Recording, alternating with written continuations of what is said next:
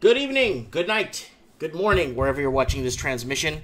All over the English-speaking world, 'tis I, Mike Martins, from Merritt, British Columbia. And I want to thank everyone for joining me in Mike in the Night. I have a very special edition. This is a Holy Cow edition because this is like, holy cow, what the F is happening here? So we're going to try and keep this as PG as possible because we have people that listen to us from all age groups. And we have people listening to us right now in New Zealand. It's 4 p.m. in the afternoon, and it is Sunday afternoon. People will be tuning into this right now. Oh, here we go. Adam A., what's up? Guys, we got a problem here with Mike in the Night. We got a big problem. Do you guys remember Moby, my guy, that was on the show a week and a half ago, 2 weeks ago? Well, I got some news for you guys. His Facebook is completely blacked out. He is completely wiped. He's lost he lost contact with his constituents. And guys, before I get him on the phone, I want you guys to understand, do not rely on Facebook to back up your videos, your photographs, your contacts. Get something else, because this is a big problem. So the date today is September the 8th, 2018.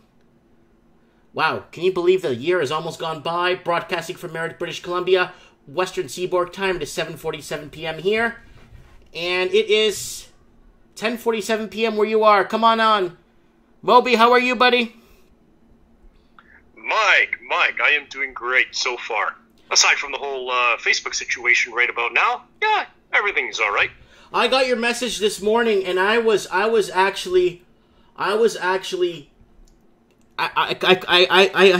I was dreaming when I saw. I'm not kidding. I thought I was dreaming when you messaged me. Yeah, because of time zone difference, right? Then I looked at it again, and I'm like, wait a minute. Oh yeah, we're like 3 hours difference. Yeah. Yeah. So I'm like, wait a minute. They blacked him out.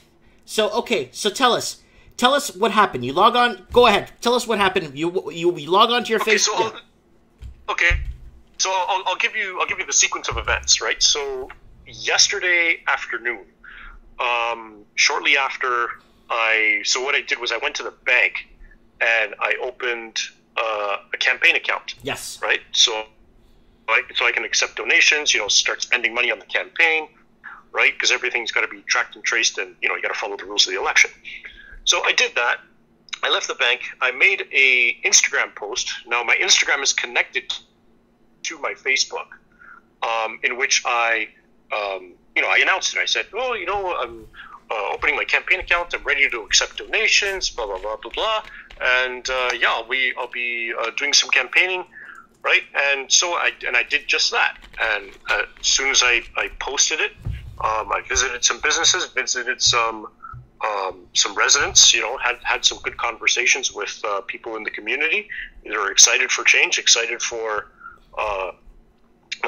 to see a young guy like me running around and, trying to garner support, trying to take down an incumbent councillor. And then I come back home 4 hours later, after I make my announcement. I try to log into my Facebook. Actually, I come onto my Facebook from my laptop, and it tells me my session has expired, so log in again. And I'm like, that doesn't seem right. Take a screenshot. Okay. You sent it to me. I did. I took a screenshot of that, tried to log in, wouldn't let me do it. Take a screenshot of that, and then it just went nuts from there. Because I'm like trying to log back in, and I'm wondering now it's like, okay, well, what do I do, right? So like, where do I go? Who do I call? Blah, blah, blah, blah. And I'm just like, I'm going crazy at this point. Mm-hmm.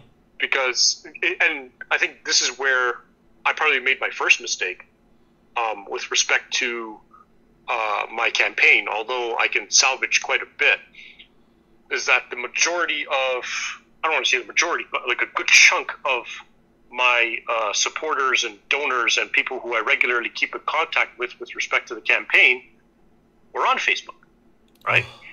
And now that it's not just Facebook itself, it's also Facebook Messenger. There's a portion of Facebook where you deal with ads. There's a separate app for that. I've been cut off that too. There's a separate app for dealing with obviously you deal with your personal profile on Facebook, but if you have like a business page or a public page that the regular public can access without dealing with you directly, there's a separate app for that, Pages Manager. I've been cut off from that too. Oh, and I'm just so let's take one tiny step back. Did you lose your regular Facebook? Is it gone? Yes. And your fan page that I brought up last time, it's gone? Yes. So they're blacking you out. Is it because you're right-leaning? I want to say yes, but I am like I'm not 100% sure on that. I say that because obviously, like, I've made an appeal to Facebook.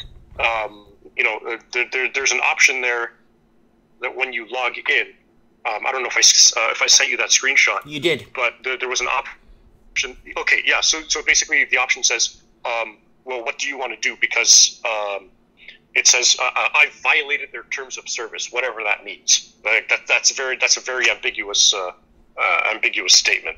So I filed an appeal. I sent them a photocopy of I sent them a picture of my ID. Yeah.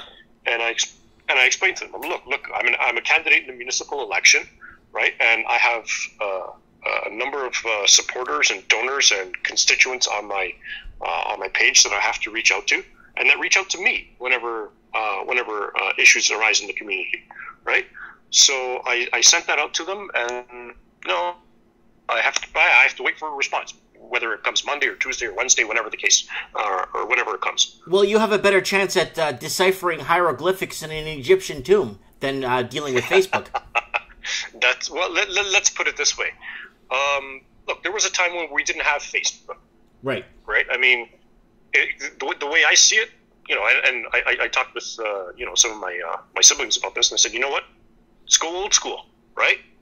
Names, phone numbers, and emails. Yeah, right? But you know what? So, I get where you're coming from, but the media is the message, right? And if getting the message out there faster and stronger is what gets you at the top, right? So that's true. That's true. Which is funny, because I mean, like, I've spent, I don't want to say thousands, but at least many hundreds of dollars on ads through Facebook to target local communities in the area that I'm running in, right? So I mean, even from that aspect, we can talk about that a little bit later. But like, even with that, with the fact that I've given them my hard-earned money, right? I'm a bit surprised that this would take place. So Facebook, I got it right. I have it open right here. I got your screenshot. You had 5% battery, you bum. What's the matter? You don't charge your battery? I use my phone that much, buddy. When I run around the neighborhood, I'm out for quite some time. So yeah. Okay, so I have it right here. Okay, so I got it. Facebook. Your account has been disabled.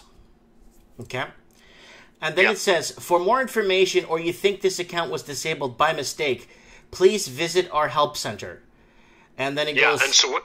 Okay. And then what I did was I clicked on the help center, and then that's where it gave me the option where it says, if you think this thing was done by mistake, then you'll fill out this form.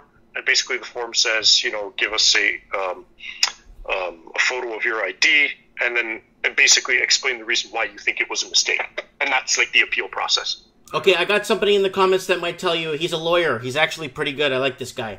His name is Mike Hayden. Right. His name is Mike Hayden, and he's from Perth, Australia. And he's saying, yeah. I suggest more likely it's your rivals mass reporting your page than some conspiracy. And then he also goes and says, it's robots doing the blocks, not humans. The robots just respond to reports. Really? Okay, well, I wouldn't be... Okay, I say that because, I mean, like I said, I've been canvassing like a whole bunch of areas in my constituency, right? I thought it might have been like, say, maybe my political rivals or something like that. That's one of the first thoughts that came to my head, right? But aside from that, okay, so if it's robots doing it, I mean, yeah, but it took down 14. It took down 14 of you guys, right?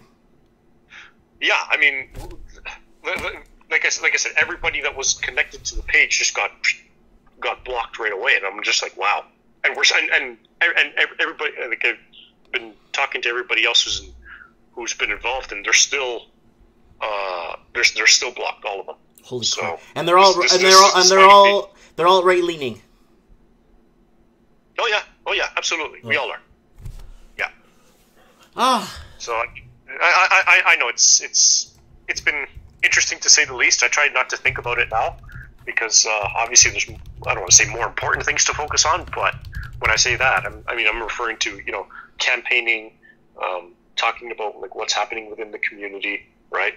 Unfortunately, I had 5,000 pieces of literature printed out with my Facebook on it, right? Mm-hmm. So that's a bit discouraging, but that's okay. No, you advertise with Facebook, like your business cards and stuff. Yeah, I know. Oh no! I know that's a bit of a bummer, but it only cost me a couple $100, but whatever. I know. I know. It's like I said, it's a bit discouraging because it happened afterwards, right? Yeah, and I'm distributing this out to people, and like I said, it was an unfortunate, it was a mistake on my end that I posted a lot of my political commentary on there, like even from like the last show that you and I did, right? Like I basically cut up certain sections of our discussion, mm-hmm. right? And like little snippets, and little snippets of videos, and basically uploaded that as well, mm-hmm. right? And people responded favorably to it, actually. Yeah. Right. Yeah. So, dude, this is not good, man. So, I'm going to tell you what I think is happening, and it's just my opinion, right? But I have a feeling that anybody that goes against the status quo, or anybody that wants to make your area better, or let's say you want to make your area better, you want to put your area first, you want to put your people first, you want to look out for your constituents, you want to make sure that people don't have to worry, you want to make sure that half your zone of town won't be shut down to construction for 3 years. You know what I'm saying, right? Yeah. You want to be there. Yeah, absolutely. You want to be there, and then you're fighting for jobs. You're fighting for you want to grow your economic pie. You want to do the whole 9 yards, right? But the problem is, for sure. But the problem is, like, the second you say that, or you're for this and you're for that, and you believe in the Conservative Act and ownership and being strong-willed and getting out there, getting off your butt and doing it, basically, is what you want, right? And in a nutshell, yes. Yeah. And what's the deal? They're cutting your Facebook? Now you got business cards printed off with this. You invested massively in boosting your ads on Facebook. And that's a very handy app, especially when you want to target your area. Well, let's put it this way. I've witnessed different campaigns, be it provincial or federal, where you can micro-target communities. And I'm talking about communities that have 5 or 10 or 15,000 people, mm-hmm. that live within a very, very small, a very small land area, right? Now, and this is what I found, I guess, valuable, mm-hmm. from the Facebook, from the advertising standpoint, is that micro-targeting that you couldn't necessarily do through mail advertising or through postage or anything mass like that. Mailers. Yeah, mass mailers, essentially, right? Yeah. Because, mass mailers, something comes to the door, but, there might be like 7 people in the house, but you only get either one piece of literature. That literature gets maybe thrown in the garbage or whatever, mm-hmm. The house will never get to see it, right? Yep. Yeah, so, so from that aspect, that, like, I found that useful, right? But you know what? I'm gonna see how this plays out. Right now, I'm just gonna go old school. Hit as many communities as I can, talk to as many people as I can, and then see where things go. Dude, this is hurt. This is like I'm gonna have trouble sleeping at night because people don't understand how crucial, like how big of a deal this. This is a really big deal. Oh, absolutely. People don't understand how big of a deal this is. This might be a misunderstanding, but 14 conservative right-leaning politicians that are running all of a sudden get... No. Okay, hold on. Let me clarify that. Mm-hmm. So I'm the only one who's running. Mm-hmm. Excuse me. No. There's two of us. There's two of us who are running. But the other 12 are just like administrators, right? Sure. But, okay. Admins on the group. They monitor your page, make sure people are not swearing and putting up nudity and stuff. Yeah, and basically, they post themselves, right? So, or they post on our behalf, right? But so like I said, all those people got hit all at once. Wow. Right? And yeah, so nobody's been able to, and here's the interesting thing. Mm. Those people, they manage like other pages as well. Mm-hmm. And so I was on a phone call with one of my friends who was involved. And so basically, if your personal Facebook gets flagged or whatever, disabled, then the pages that you administer also get taken down. But only if you administer those pages yourself. So let's say, I'll give you this example. Yeah, so I'll give you this example. So the page I administered went down, right? Now I have probably another 3 or 4 pages where I administer myself. Those are down too, right? The other admins who have other Facebook pages where they administer, they're down too. Okay, I'm just making sure my fan page is up because I got almost 120,000 fans on my page, right? Mm-hmm. Yeah. Well, you're not. Obviously, you're not disabled, right? So I mean, no. No. I'm just... So what? And I've been thinking about this pretty much all day today, right? Mm-hmm. And like I said, the mistake that I made was I guess I consolidated a lot of my commentary on my page, and what I think, and as a result of this, what I'm going to do now is I'm going to start spreading everything out. Yeah. Right. Yeah, that's a good idea. So basically, decentralizing my commentary, making sure it gets on multiple platforms. Right, so yeah. You get on Twitter is usually the last one to get cut off. Get on Twitter, and I don't use Twitter. I'm already there. Okay, good. That's the last one to go. Usually, you just have to follow the pattern of Alex Jones, how he got cut off, and you'll go that way, the same route. You know what I'm saying? Okay, we got some people in the comment section. Kevin Thompson in the house, and I gotta make some moderators here, and I gotta make Mike Hayden a moderator too on my channel. Yeah. I gotta get these people as moderators here. Hi, Tinga. My daughter's here. And, yeah. She always comes to visit Daddy. Daddy's here. Every time Daddy does a live stream? Oh, yeah. But it's okay. You know what? It's a family. It's what do you call it? It's a full house here. Hey, why not, right? Yeah. Anyways, okay.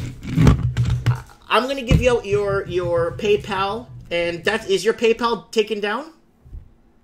No. My PayPal is up. I'm still accepting donations, and if you donate over $25 and you live in Ontario, you're eligible for a tax credit. So yeah, absolutely. Okay, I'm going to put you down. I'm going to make sure your PayPal's up. Like I'm saying, is it working? It's not taken down. Oh no, it's working. Okay, I'm gonna read. Okay. I'm going to read it out. It's mawubi@hargoe@gmail.com. You want to read that out?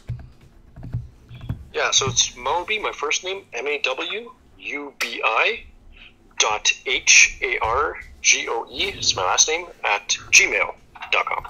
Yeah, guys, if you want to donate to his tip jar, guys, don't be ashamed to. He's not cyber begging. He's just in a very, very, very precarious situation right now.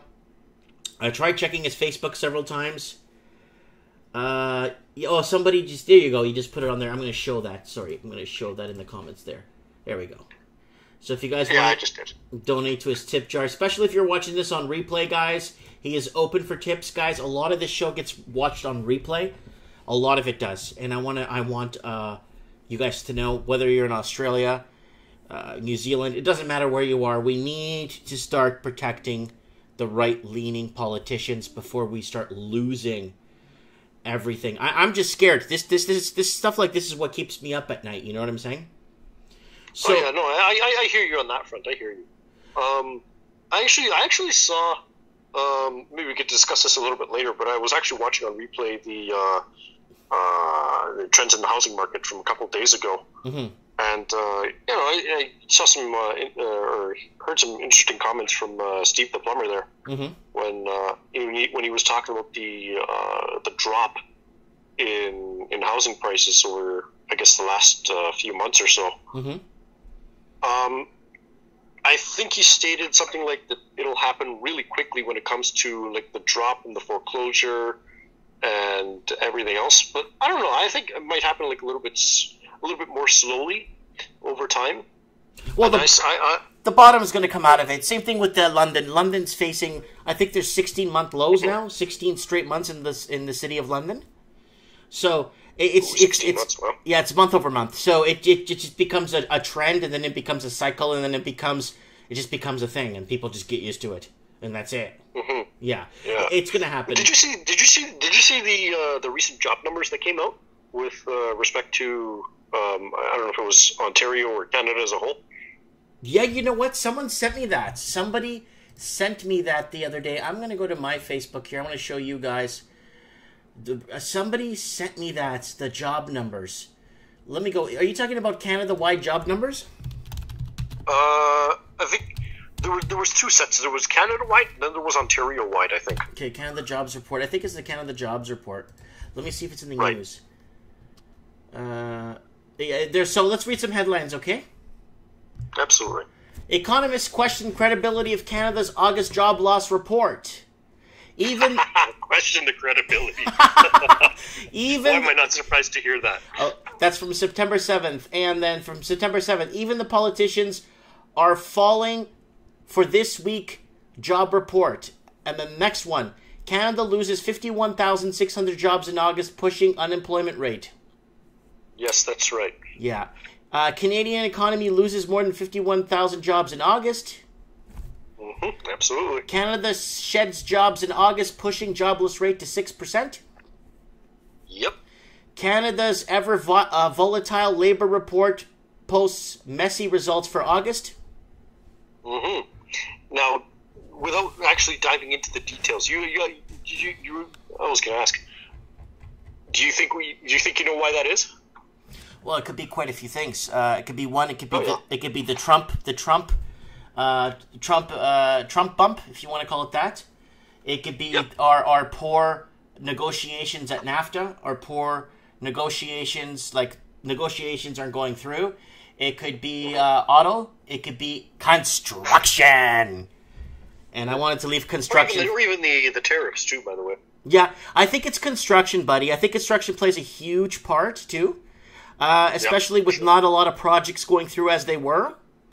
And I think construction is a big deal because construction is a pretty big sector of our construction is a pretty big sector. You know what I'm saying? Yeah, well, at least here locally in Toronto, it is for sure, right? And if either houses aren't being built or if money isn't being spent on, like transit expansion or or any other like major infrastructure projects, then there's not much else going on. So, okay, we got Mike Hayden in the comments saying property crashes tend to be a lot slower than stock crashes. It's a lot less centralized. Stock day crash would take weeks to happen in a property. That would make sense. Yeah, absolutely. I would assume that. Well, obviously, because when you're dealing with real estate, it happens like much more quicker.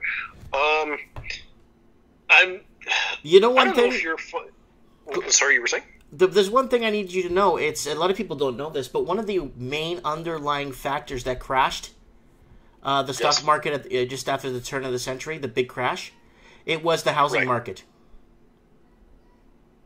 Really? A lot of people say it's the stock market. Yeah, the stock market crashed, but the dot-com bubble, or at least that's. Oh no, I'm talking. I'm talking the dot-com bubble. That's what I. No. I'm talking about Black Thursday or back in the turn of the century. One of the underlying things was. Yeah. Okay, sorry. When you say sorry, I thought you were talking about the 2000s. No. I'm talking about the real crash when people were out, had their furniture out on the streets, and that's a depression, not a recession, a depression. Yes. When people are hopping the backs of trains going by to go to other provinces to find work. Mm-hmm. Interesting. That's what I'm talking about. Sorry, I was looking at the comment section here, reading something from Rainer Mola, talking about Kevin O'Leary saying in an interview that Canada hasn't signed a NAFTA deal due to milk powder, and since it'll affect 14,000 farmers in Quebec, that might pretty much kick the Liberals out of office. Yep. Let's look him up. He's bang on that. He's bang on that. Let's look that up. Yep. Powdered milk Canada. Well, I guess he's referring to like the milk industry or the dairy industry as a whole. Yeah, right? but it's I remember seeing something about powdered milk. Like they actually went into powdered milk. Oh yeah. Okay. Yeah. Absolutely. Okay. Here we go. These are where people like what's his face, like Maxime Bernier will be proven right. Mm-hmm. So. I mean, we'll see what 2019 looks like, but... buddy, I'm scared. Yeah. Dude, I'm scared of 2019 right now. Okay, so here it is. Dairy, it mentioned powdered milk. I know I saw it in the thing here. Control F. Yeah, here we go. Powdered milk is just like a small part. Right? Powdered milk on the global market, below cost of production. The massive shut-off is $150 million in U.S. exports of ultra-filtered milk to Canada. President Trump called Canada's action a disgrace. The Canadian dairy industry blamed the U.S. dairy industry woes and U.S. overprotection, which they noted Canada's supply management system prevents. And then Donald Trump went on to say, the Trump administration demands are absurd and most certainly do not allow meaningful engagements. That's what Deepak said in a letter to Canadian Prime Minister Justin Trudeau earlier this week. Both leaders have vowed to stand up for the respectively dairy industries. You know what? All Trump needs is to build a little bit of industry in Wisconsin, and they'll get their cheese and their milk and everything back. Wisconsin used to lead the leaderboard when it came to cheese and dairy products in the United States during the Reagan administration. Mm-hmm. But correct me if I'm wrong, Wisconsin is part of the Rust Belt, right? Oh Christ! I don't know what the Rust Belt is. So basically, in the States, the Rust Belt would be Minneapolis, right over there, Minnesota. No. I'm sorry. I'm referring to specifically like certain states. I believe Wisconsin was one of them. Michigan was one of them. Yep. Oh, geez. Like basically that block of states from Lake Superior down to Lake Erie. Yeah. Right? Yeah. So, yeah, and that like those states used to vote Democrat for God knows how long, right? And that's basically where Trump broke the big blue wall, and that was one of the majority. Okay, here we go. Got it right here. Voted for the election. That's That's when Ronald Reagan broke through and won in every state. I don't know if you remember that. Yeah. Ronald Reagan, I was alive back then, but yeah. But do you remember when Ronald Reagan lost? They predicted him to lose so many states, and he won. He broke through and won every state that they predicted, just like Hillary Clinton. Funny how that works, eh? Mm-hmm. So okay, I mean, and you know what? These are look. They voted for him, and Trump's basically carrying through on his promise. These are the states that Trump is going to be delivering these jobs to when he's making this NAFTA negotiation, right? Obviously, like when he started with this whole NAFTA negotiation, he initially started with our dairy industry. Now he's starting the other industry. I just have all these pop-ups coming up on my computer. I don't know why. So. Oh, well, that's okay. Yeah. And so anyway, he's now threatening the auto industry, the likes of which in Southern Ontario accounts for something like 150,000 jobs, right? So, I mean, if those jobs go away, yeah, you want to talk about a recession, we're going to have it. Okay, let me just look over here real quick. So I got the Rust Belt open. The Rust Belt is a projective term region of the United States made up mostly of places in the Midwest and Great Lakes. Through the term to be used include any location where industry declining started around 1980. Rust refers to deindustrialization, an economic decline in population loss and urban decay due to shrinking of its once powerful industry sector. Come on with these stupid... I don't know why this is all popping up now. These are all old stuff. I think you should just give it a minute, let them all... Like, I've been online all day. I don't know why all of a sudden I'm getting this now. Eek. I got a present. Hey, dude, I got a present. What's that? I don't know. There's a present there. I won a present. Oh, those pop-up ads. Those pop-up ads are so fun. Oh, jeez. Okay, I want to ask you a question. Anyone know when the full crash is coming? When do you think the industry is going to fall? When do you think it's the everything, markets crashing, housing crashing? When is it going to happen in your opinion? What do you think? You tell me.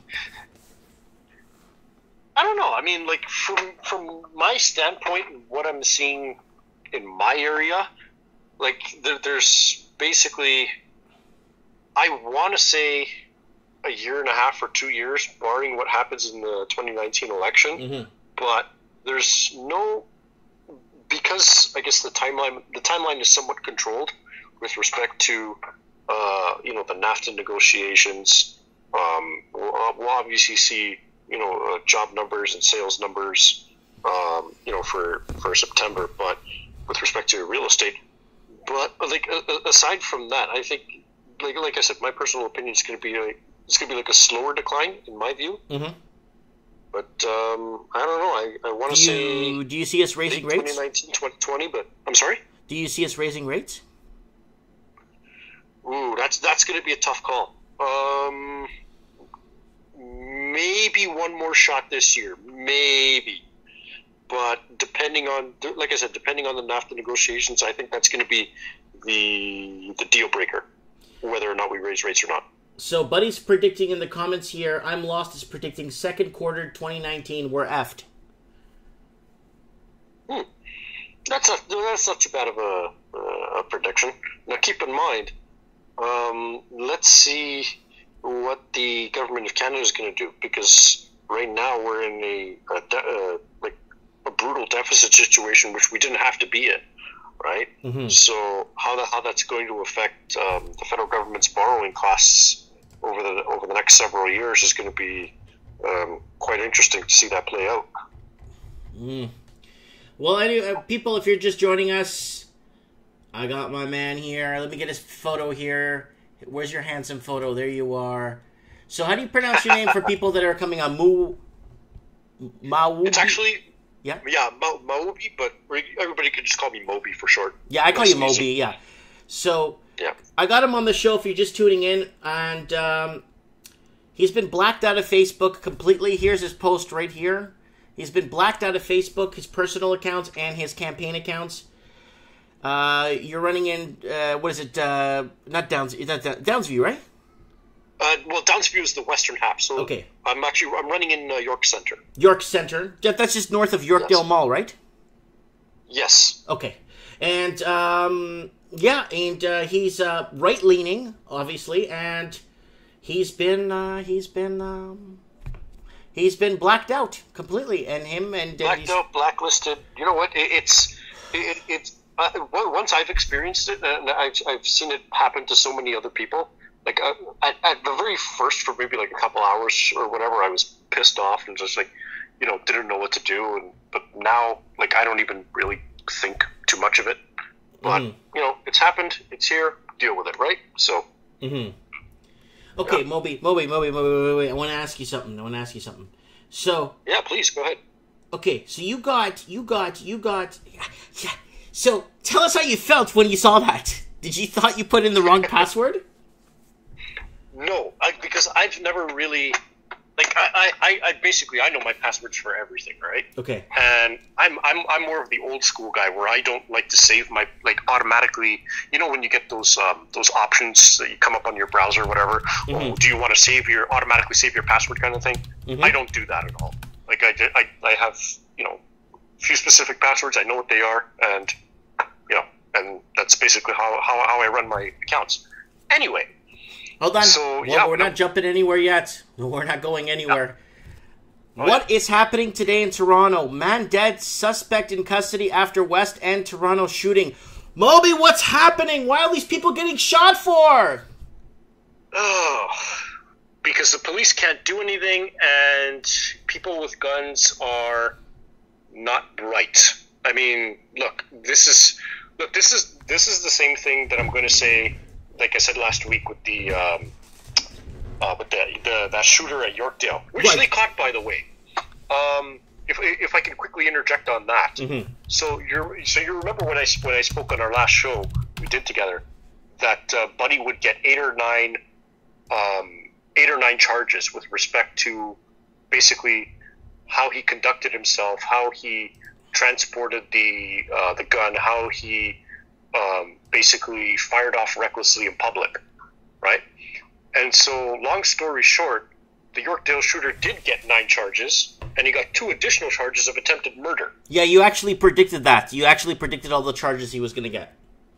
Yeah, absolutely, right? So, I mean, like, I was surprised, and I made a follow-up video to that. Yeah, there's the guy. And so I made a follow-up video to that, basically outlining what I said on the show. And yeah, the fact that he got 2 additional charges. Now we're going to see how the justice system plays out, and see where this goes. See if either Buddy here gets bail or not, and see how long he spends in prison. Yeah, but like what does this bring the body count in Toronto to now, Buddy? Do you know? Oh, we are at 70. Oh, geez. 78, 79. I haven't kept track in the last couple of weeks or the last few days or so. So yeah, we're getting close to 80. I can tell you that. Let me see here. I'm getting stuff from Mexico when I type in Toronto homicide body count or homicide statistics or something. 2018. Yeah, by the numbers. So here's September 5th. Toronto man. So this is September 5th. So Toronto man charged with second. Yeah, that was just a few days ago. Yeah. Yeah, second degree murder in Toronto, 68th homicide. Was this the one on Weston Road? Yes. No, that was another like a different one. Like that area.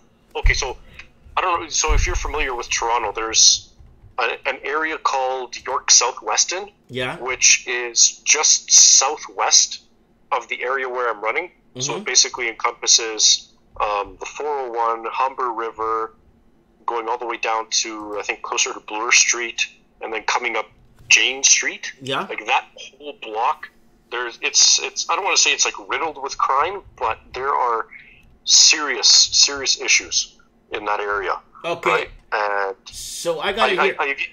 Sorry, you were saying? I got it right here. I saw it. So it's Graham Richard, 22. Is that the one? I believe so. I'm not too sure, yeah. Okay, continue what you were saying. Yeah, so basically, Toronto Community Housing, yeah, no, I just saw that as you were scrolling by there. Mm-hmm.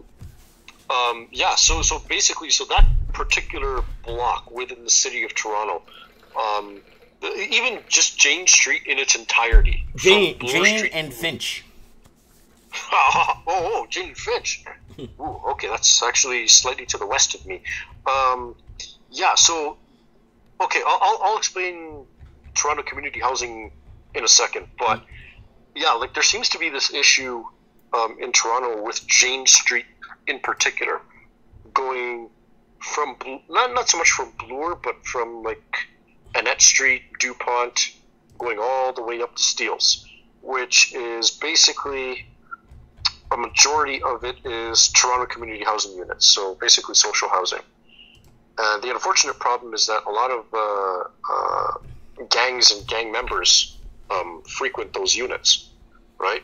So, and that's why you're seeing a lot of these shootings and these stabbings and this crime happening in that particular area. Now, I spoke of in our last show how unfortunately the police have been somewhat tied down with some of the tactics that they can use. Oh Christ!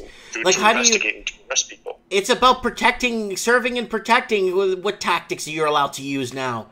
Jeez, buddy. If I I'll tell you an incident that happened about a month ago. Right. So there was a city councillor who had visited a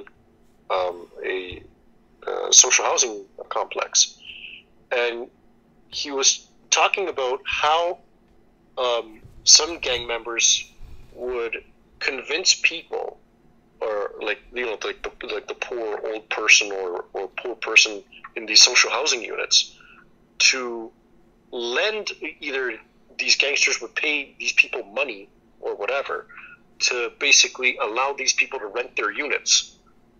And what they would do is they basically do something what's called like a unit takeover, where they take over the tenant's unit and basically use the unit to sell drugs and sell guns and whatever, right? Basically to perform their gang activity, right?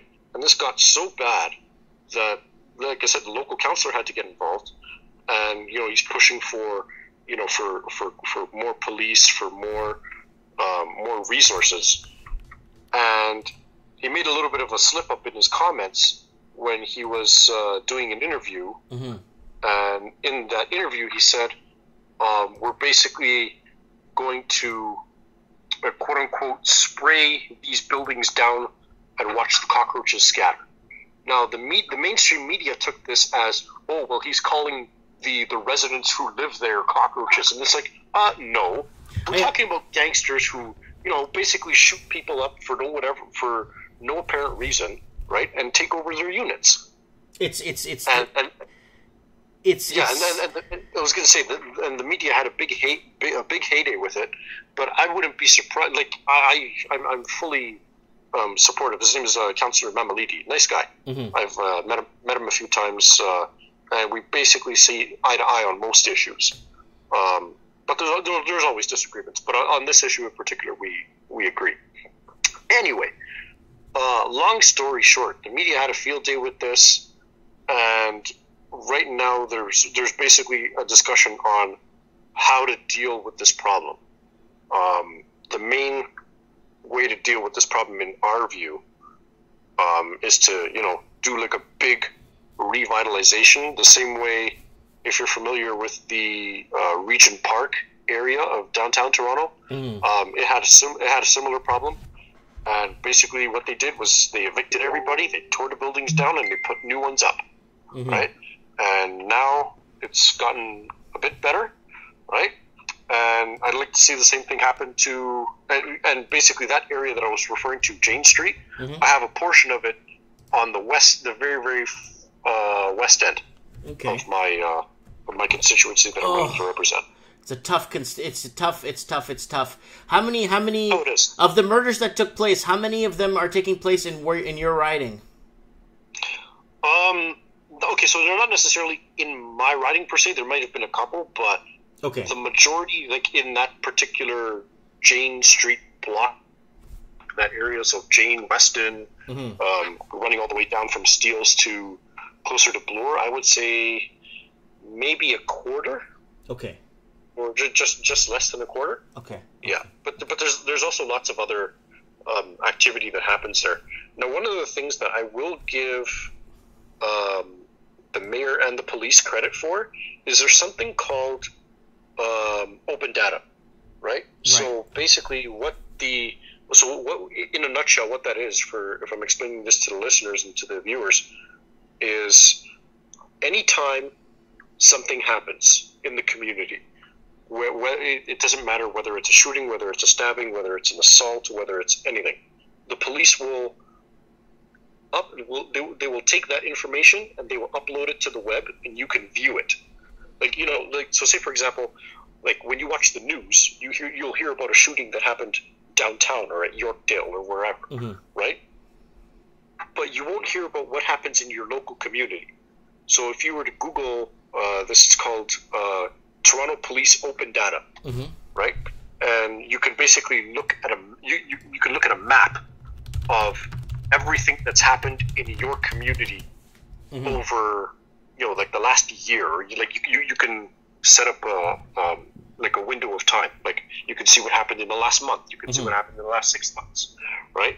So I actually found that very useful.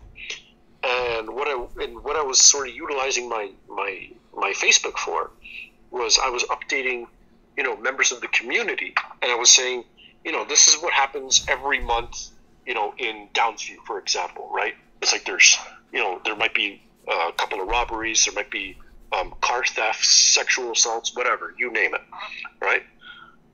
Yeah, so basically you can use that as a tool to see what's happening in your specific community. That's really good. And this is the one thing that I love about this. This is really good. This is a really good tool that you brought up here for our listeners too. So guys, Moby, guys, welcome to the Holy Cow edition of Mike in the Night if you're just tuning in. He's been blacked out of Facebook this morning, and he was completely blacked out. Let's go back to him here. Completely blacked out, running in his riding, and right-leaning, conservative, on the conservative side, right-leaning. And look at that. And he's been completely, all his pages, his personal Facebook, completely taken down from him. Kevin Thompson is saying, thank you for your service, Moby. Okay, let's go to Kevin Thompson's question. Kevin Thompson's of the top here. Queen and Sherburne, junkies everywhere, cities full of guns for sale in the city for $500. So, yep. Is it really? And let's put it this way: the city is not really helping with this problem. They're actually enabling this problem to go further with they want to open up injection sites in certain areas of the city. Safe injection sites. Yeah. Yeah. Oh God, I hate those things. Okay. And basically, it's an eyesore on the community, right? Yeah. I mean, you attract I don't want to say the worst kind of people, but in effect, I mean, it's not safe for kids in the local parks, and you have needles everywhere, and you got people shooting up everywhere, and you have neighborhood residents who are complaining to the local counselor, and the local counselor's not doing anything, and it's just one big mess. Let's put it that way. So I wanted to ask you this question earlier when you were talking.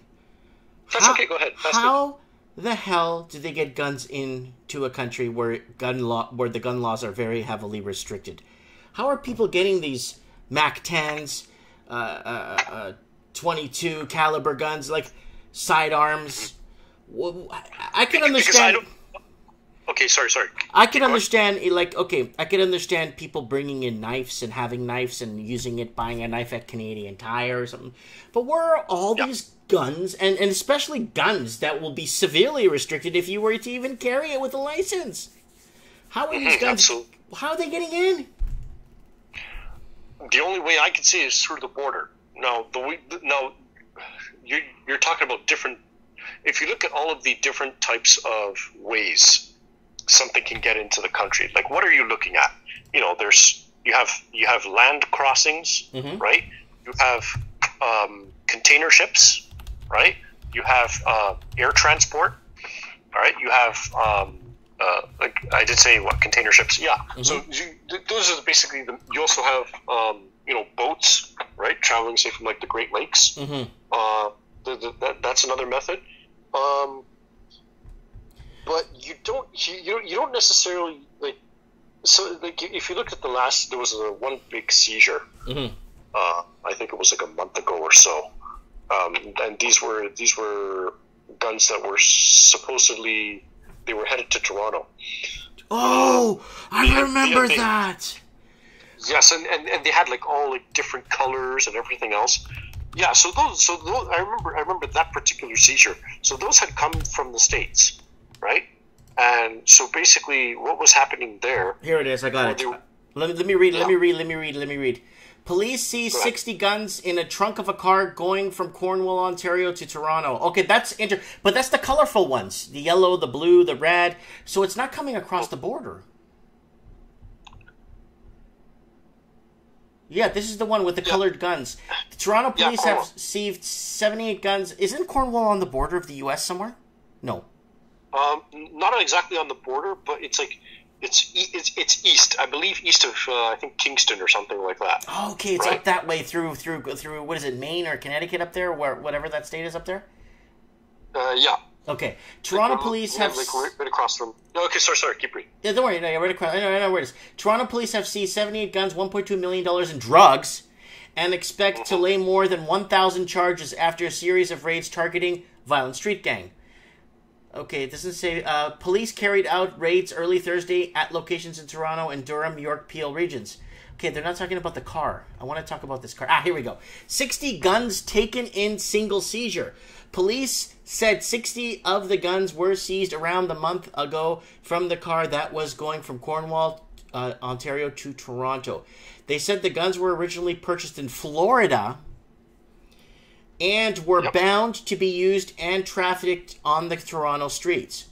It was the largest single weapon seizure in the force's history. And it says, I can report that this gun smuggling operation has now been dismantled, acting Inspector Bellinger said. The weapons were found inside a trunk of a single car, although investigators would not say exactly where the car was stopped. Police believe that some of the guns would have been distributed to 5 Point Greenwalls and what? What's a 5 Point? It's actually 5 Point Generals. They're a higher level street gang. Yeah. Okay, 5 Point Generals. Okay. Did I say street gang? I'm sorry. Organized. I guess you could say organized crime syndicate. Yeah. Oh wow. So there they are. There. Look like they came from Florida with the colors they have. Wow.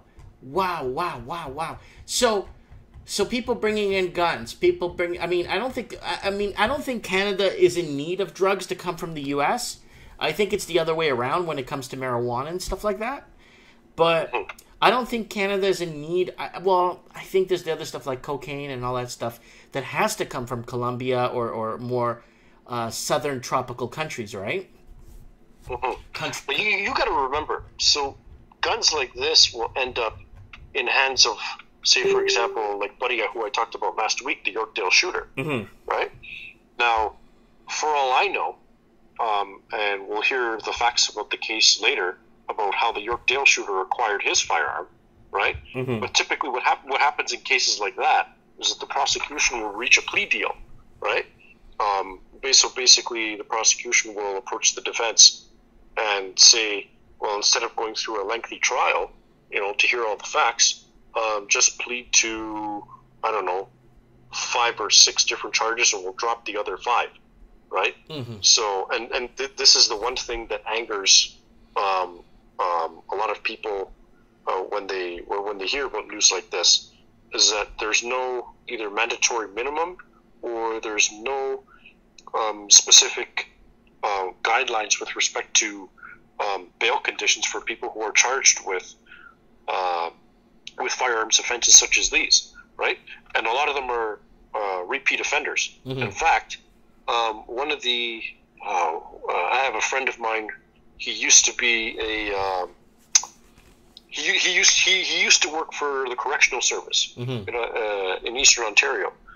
He now works as a border services agent, and he was telling me that the amount of, and he sounded right on this, but like if I could find statistics, that would be great.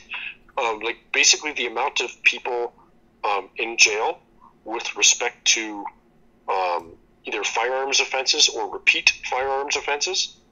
We're basically talking about like the hard line or hardened gangsters and criminals is overwhelming. Let's put it that way. Wow. Yeah. It's phenomenal. It's the testosterone levels in the men that make them take those risks, right? That's what it is. That's why most of the jails are filled with men right across and taking these risks. But why break the law? 68 guns? Come on, give me 78 guns. Give me a break. Oh my God! Unless Buddy thinks he's making a lot of money or something, then obviously he's got an incentive to do it, right? So yeah, of course. But that's Oh, anyway, so Blackout, guys, I'm going to give you his. Why don't you give people your PayPal? So, guys, let me people coming into the show. Buddy just got his Facebook taken down. Mo Bay, here he is here. Yeah, you look good here, and he's got his Facebook. He's got his Facebook taken down because he's right leaning. I think it's because of this, but you know what? It could be anything. But all his pages were taken down. And have you heard, you're in Toronto, but of course, and I want to ask you, have you heard anything about Faith Goldie, anything going forward, or what? I don't know. I haven't contacted her. Actually, well, she retweeted me yesterday on, because I sent this out to Twitter as well, basically saying that I got blacklisted or whatever, and she retweeted me on that. I was like, oh, thank you. But no, I haven't spoken to her in the last little while, but I hear her campaign's going well. Yeah. Funny thing, on that point, there was a poll that recently came out. So obviously they're showing the two main contenders, Jennifer Keesmaat, John Tory, and then there was another. They showed another person, quote unquote, and they use the term quote unquote another candidate, which obviously they meant to say her, but they didn't. They just don't want to use her name. Yeah. Just like I said, the media blackout is real, right? Like they're doing everything they can not to use her name, right? For sure. It's like once people see her name, because they're going to Google her, they're going to start, they're going to start looking at videos, they're going to start finding out what she's about, and then all of a sudden it'll just be, like a big swing once the general populace finds out, right? So. So, anyways, I don't know if I've told you if you saw my video, but I dropped out of the political race here in the city of Merritt.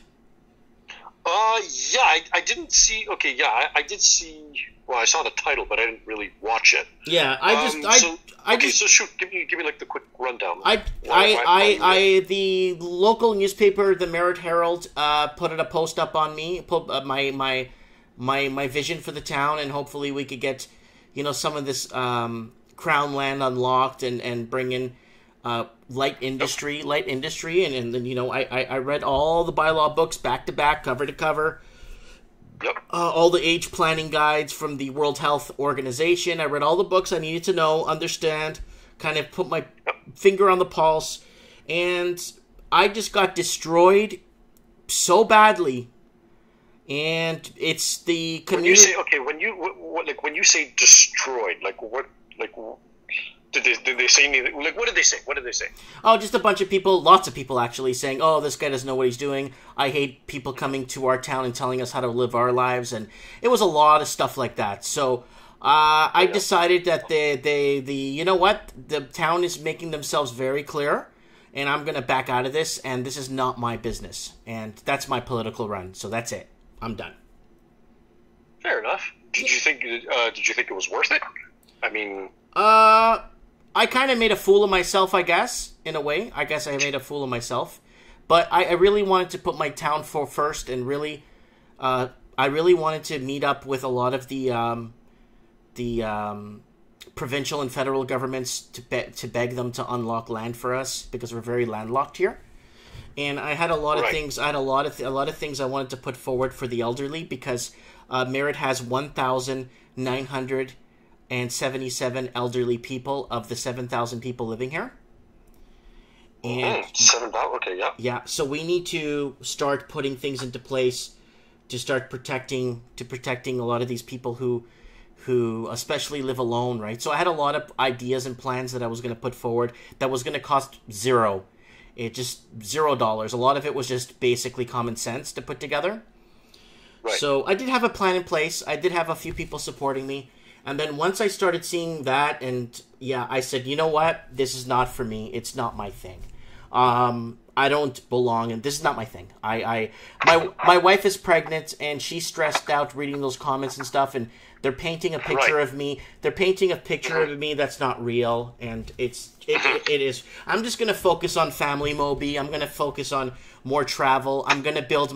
Me and my wife, we've been saving a bit of money on the side, and we're gonna build a house for her in the Philippines. Well, that's good. Yeah, I mean, you're focusing on your family. You're focusing on your business. Yeah. You're doing well already, right? I mean, there's no need to risk or jeopardize that. I mean, for the sake of a political run, right? So, yeah, I hear you on that front. No, and then I get paid what, $800, $600 a month, and have to go through tons of paperwork and buy. Dude, oh my, okay. I make a lot more than that on AdSense on YouTube, buddy. So. Absolutely, yeah. For I hear you on that. For me, sure. Moby, I tried, and the town spoke, and I've respected that. I'm not going to push forward and push against them. Hey, you're right, guys, 100%. Thank you for at least giving me the chance to at least speak to the papers and giving me a chance to voice what I wanted to do for the town. And maybe they're right. Maybe a big town guy, big city guy comes into town and wants to. I spent a lot of time on this campaign, too, on the phone. I had an engineer from the Hoover Dam I was talking to several times because we have a flooding problem.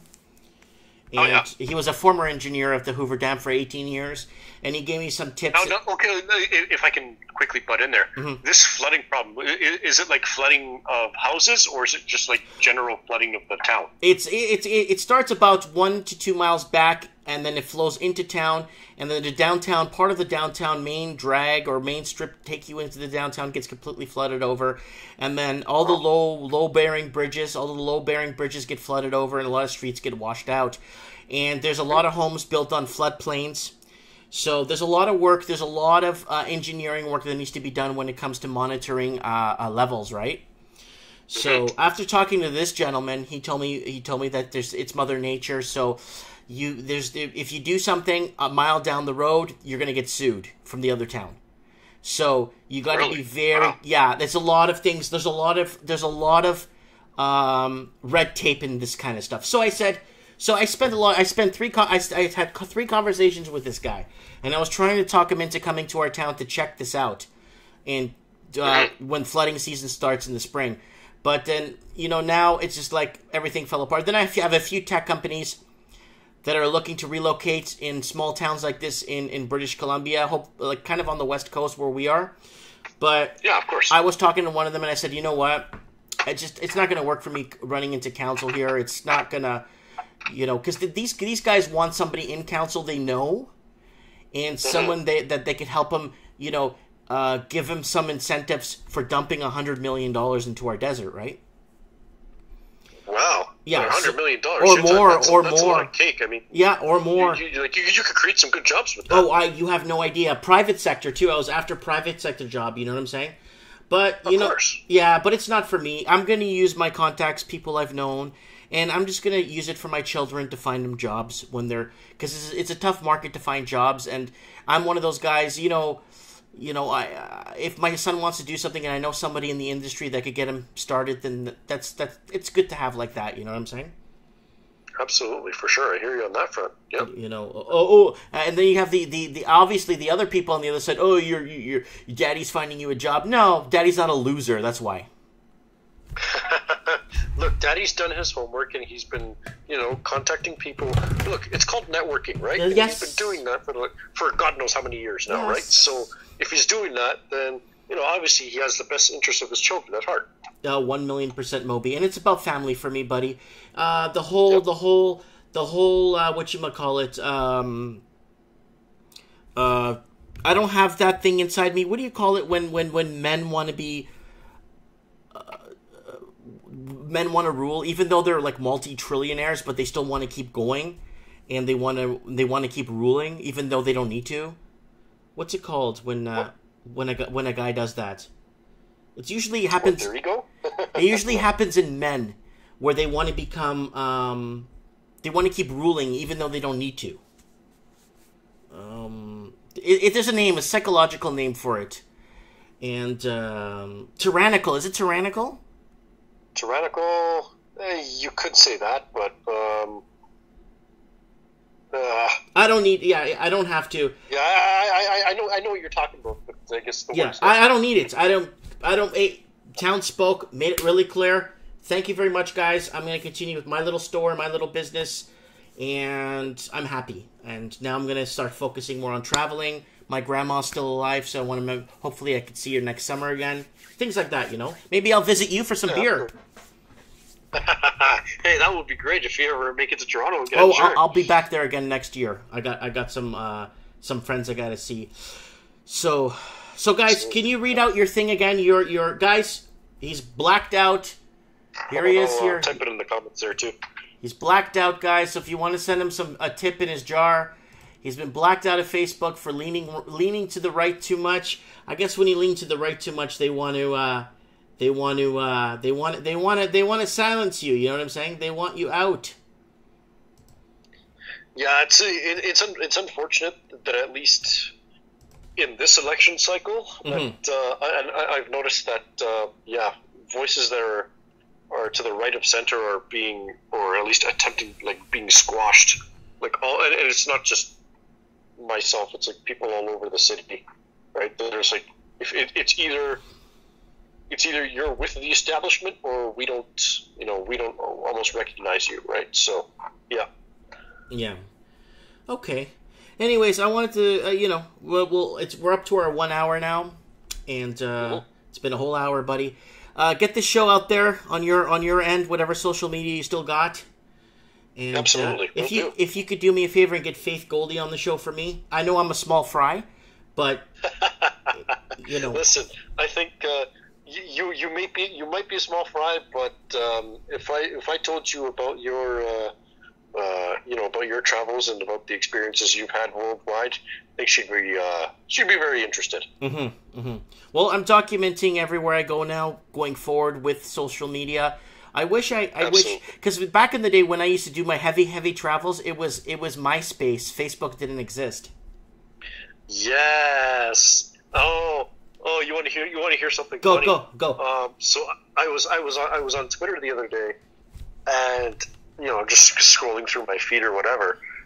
Somebody posts, they're like, "Oh, I wish Twitter had this feature where you could play music in the background and you can hear everybody's favorite music."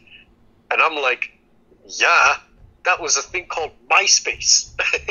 It's like we've reached a generation who doesn't know what MySpace is. Woo! Oh, I mean, it's funny. It's funny you think about it now. It's like how old, not how old technology is, but how old we've gotten over the last 10, 15 years. When the generation underneath you doesn't know the technology you had on the internet way back when. Okay. Well, Moby, thanks so much, buddy, for being with us. I'm really sorry to hear about your blackouts. We'll keep you on the show periodically to find out if they've revised your Facebook account so you can get back to your constituents and you can get back to the people who are following you. Yeah, sure, absolutely. I was actually just a quick mention here. Looking at some of the comments here, Kevin Thompson, he was asking a little bit earlier. Sure. I noticed, I guess his comment was regarding at-risk youth, right? Mm-hmm. So, I mean, I've actually done a few talks for some community organizations in my neck of the woods. And basically, so I talk about, my construction career, right? Mm-hmm. And how I got involved, right? So I'll give you this one example quickly, just to address Kevin's question. So there's a lot of people who don't know, how to break into the construction industry to begin with, right? And it starts at the very, very, very, very local level. Mm. I mean, you see a contractor working on a house, right? He could be anything. He could be a drywaller. He could be a roofer. He could be a foundation specialist. Could be a concrete guy, a plumber, whatever, right? Reach out to those guys. Maybe they might pay $16, $17, $18 an hour or whatever. But the point is, that you get the experience first, right? I mean, most people these days, they won't hire without experience, right? And that's unfortunately that's one of the difficult things in Toronto's job market, is that there's a whole bunch of people applying for a limited number of jobs, right? And I mean, like I hear stories, like I just met a friend of mine a few days ago who I haven't seen in 18 months, and he's having difficulty finding work, right? And he's sent out like his resume hundreds of times, and he may get like 2 interviews if he's lucky. Yeah. Right. So yeah, I mean, so like I said, I help out particularly young Black disadvantaged youth, right? Like, unfortunately for them, they end up in some of the lower end of the income spectrum, right? So, I mean, I try to do what I can and, give them the experience that I learned and that I've accumulated over the last 10 years, right? To try to break them into the construction industry and see how far they can get. I just want to add something to that. Yeah. Kevin Thompson is saying we need to turn these kids away from guns and drugs. Let me tell you something. There was one kid in one of my stores in Vancouver, and he was, I don't know where he was from, but I don't think he was from Jamaica. I think he was from Grenada or something. And I caught him shoplifting. Right? Okay. Yep. And then I had to sit down with him at it and then talk to him. And I told him, "Yo, you're in Vancouver, dude. Look at the construction around you. What are you doing?" And I talked to him for an hour. And I said, and then he's like, "You're not going to call the police?" I'm like, "No, do what I told you." Dude, he came back 3 months later wearing a nice friggin' crew neck shirt, open, nice pair of sunglasses, walking around with a nice girl. I'm like, "Yo, dude, what's up?" He's like, "Yeah, dude, I'm a forklift operator. I'm unloading skids of drywall, and I'm also doing, I'm learning how to use the crane. And I'm going to take a course." Nice. Yeah. Yeah, and then he's taking a course for crane work on how to use cranes and stuff. So it's like a very long, rigorous course with a lot of training and a whole pile of but so he's doing it. So there's always your part. There's always so much you could do, right? You know what I'm saying? To help out, So. Oh, for sure. Well, I just wanted to respond to Buddy in the comments there, Raider Mola. He was asking what kind of construction do I do. So I build water towers, right? And it's a very, very, it's a very, very, very niche industry. So there's only two or three companies in Canada that do this kind of work, right? And so basically, whenever one company's not busy, I rotate myself between the other 2 companies that are busy. So basically, I travel mainly in Western Canada, be it BC, Alberta, Saskatchewan, or Manitoba. I got some work in Southern Ontario, but for the last 8 years, I mean, that's what I've been doing, and it's been a great ride so far. Yep. Yeah, I hear you. Okay. And, we're going to definitely have you on the show more often. You're very well versed and understood of, you're old enough to understand, basically. Well, thank you. I appreciate that, Mike. One last question. To do so. One last question before I boot you. Well, how old were you when you finally realized it? When you actually got it? In general. Now, when you say, when you like general, just like life and how to basically operate, but I would say probably around late 2009 or so. How old were you? Right, so call it 9 years ago. So I was 23. Wow, you got it young. Yeah. You got it young, buddy. Yeah. It took me to 29, 30 to actually get it. Oh yeah, I hear you on that front. Yeah, absolutely. Yeah. I mean, like, it's like once you get like a real job and you start making money and paying taxes and paying bills, then a lot of old behaviors that used to exist, just sort of fade away, right?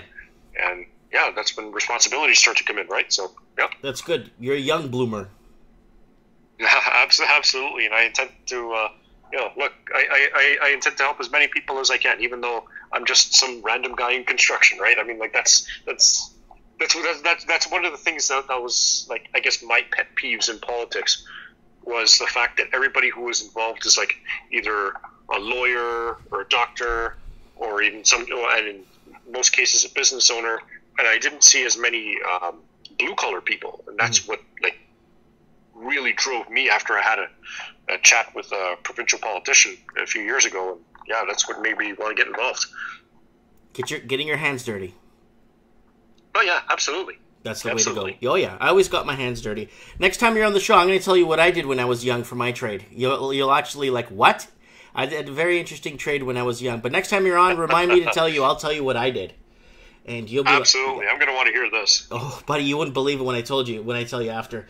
Anyways, man. Moby, I feel for you, buddy. I feel for what happened to you on getting blacked out, erased from existence. And when you told me that, when you first sent me that message, or when you sent me that image, do you know what it reminded me of? Do you remember Back to the Future when Doc Brown got a picture of Marty and his sister was disappearing on the photo?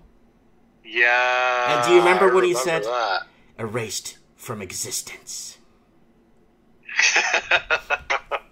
Yeah. Anyways, have a good night. Yeah. God bless. Get some sleep. I know it's like midnight there. Yeah, just a little bit after midnight. That's right. Okay. Have a good morning. All right. You too, Mike. You take care. Goodbye. All right. Bye now.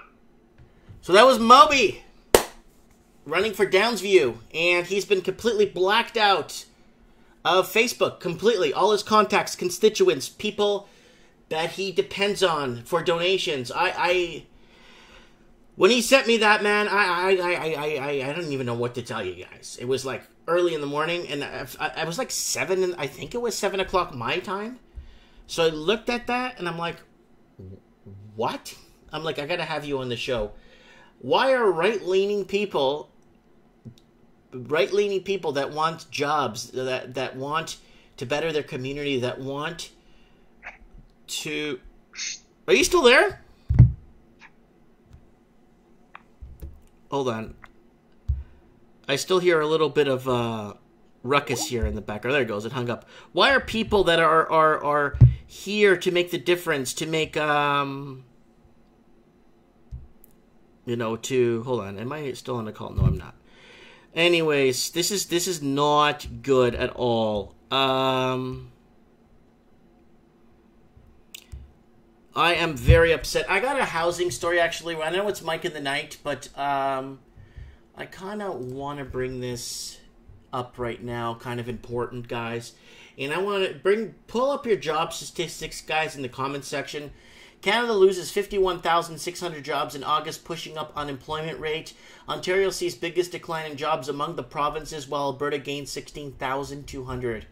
So it looks like Alberta might be the next boom, and it's not oil, people. It is affordable living, right? So, okay, good. Mike Hayden's on the phone.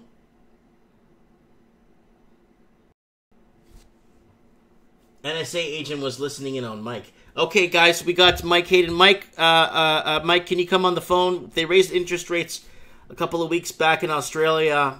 Let me know if you're available to talk, buddy. Can I call you on Skype? Do you have Skype beside you? Are you in the movie theater watching this? Are you in? Guys, if you want to be on the show, add me on Skype. Mike Martins 1980. Just Mike Martins 1980 on Skype is my handle. If you want to add me, guys, let me know if you want to be on the show. But right. Oh my God, I gotta wake up. He can talk. Okay, well, let's see if he picks up his Skype here. Let's find out what's going on in Perth, Australia. I got an article, actually, I want to read for him while we're on the phone together. Guys, Gene Wilder, I think it's an older story, but I had to repost that. So we covered the shooting. Cautious buyers getting cold feet in auctions in Melbourne. We'll open that up. Then we got... what was the other one? What was the article I wanted to... It's an article I wanted to throw up here. Get it? Throw up. Here we go. Buyer beware how purchasing property from a non-resident of Canada could leave you a hefty tax bill. Guys, this is a big effing deal. And we also want to ask Mike Hayden how Donald Trump is affecting Australia. He told me in some comment section that he is not good for Australia, or he's not helping Australia at all. Good morning. Good night. How are you, my brother? Yeah, good. How are you? I'm doing fantastic, brother. Okay, you mentioned in the comments section, I got this just off the top of my mind, that Donald Trump is not good for Australia. So what kind of turbulence are you feeling out there with the Trump bump? Okay, so that was basically in response to recent analysis came out like this week where they forecast that Trump's trade war with China, with the newly announced things, the things that he's proposing next, they basically worked out would cause $36 billion, in a best case scenario, $36 billion wipeout of the Australian market, basically. So if America loses, we lose. If China loses, we lose. And they seem to be playing a zero-sum game. So best case scenario, we lose. Is there a lot of derivative markets between Australia and the United States, or is it all like actual? Is it like actual real exports and imports that come in, or is it all derivative crap? No, it's a lot of imports and exports. Okay. But also like our banks, a lot of their funding is from overseas markets as well. So it's a combination of things. So where does the Royal Bank of Australia get its money to lend out? The Reserve Bank? Yes. As in our version of the Fed. We print it. Okay, so it's just like Canada and the United States. When they need money, they just print it out of thin air. Exactly, except that recently, kind of since the 2007 thing, a lot of our funding for the banks has come from the money markets. Oh, that's right. Because there's just, there just isn't enough money here in Australia. And so even though the Reserve Bank left interest rates as they were in the meeting last week, just before that, Westpac raised its rates 14 basis points, and then two of the other four major banks, because we only have four. Yep. We've got other smaller ones, but the four control 80% of the market. Right. And three out of those four raised their interest rates by around 15 basis points in the last week or so, out of cycle. And it was simply because their funding costs have been slashed. Well, it's kind of ironic you say that, because a week before I had another gentleman on the show. I don't know if you remember Fred Hamilton. Yeah, I caught some of that. Yeah, and he told me that rates won't go up. They're not going to be raising rates, and not even 3 days after I spoke to him, they raised rates. It's not much. It's what, 30 to 70? No, he was right. Because he was talking about the Reserve Bank rates, the government rates. So they haven't changed, and they're not going to go up. It's the banks raising them independently of what the government's doing. Well, yeah, because, obviously, if the Reserve raises it, the banks are going to have to follow suit. But if the banks raise it, that's them covering their nut. Yes.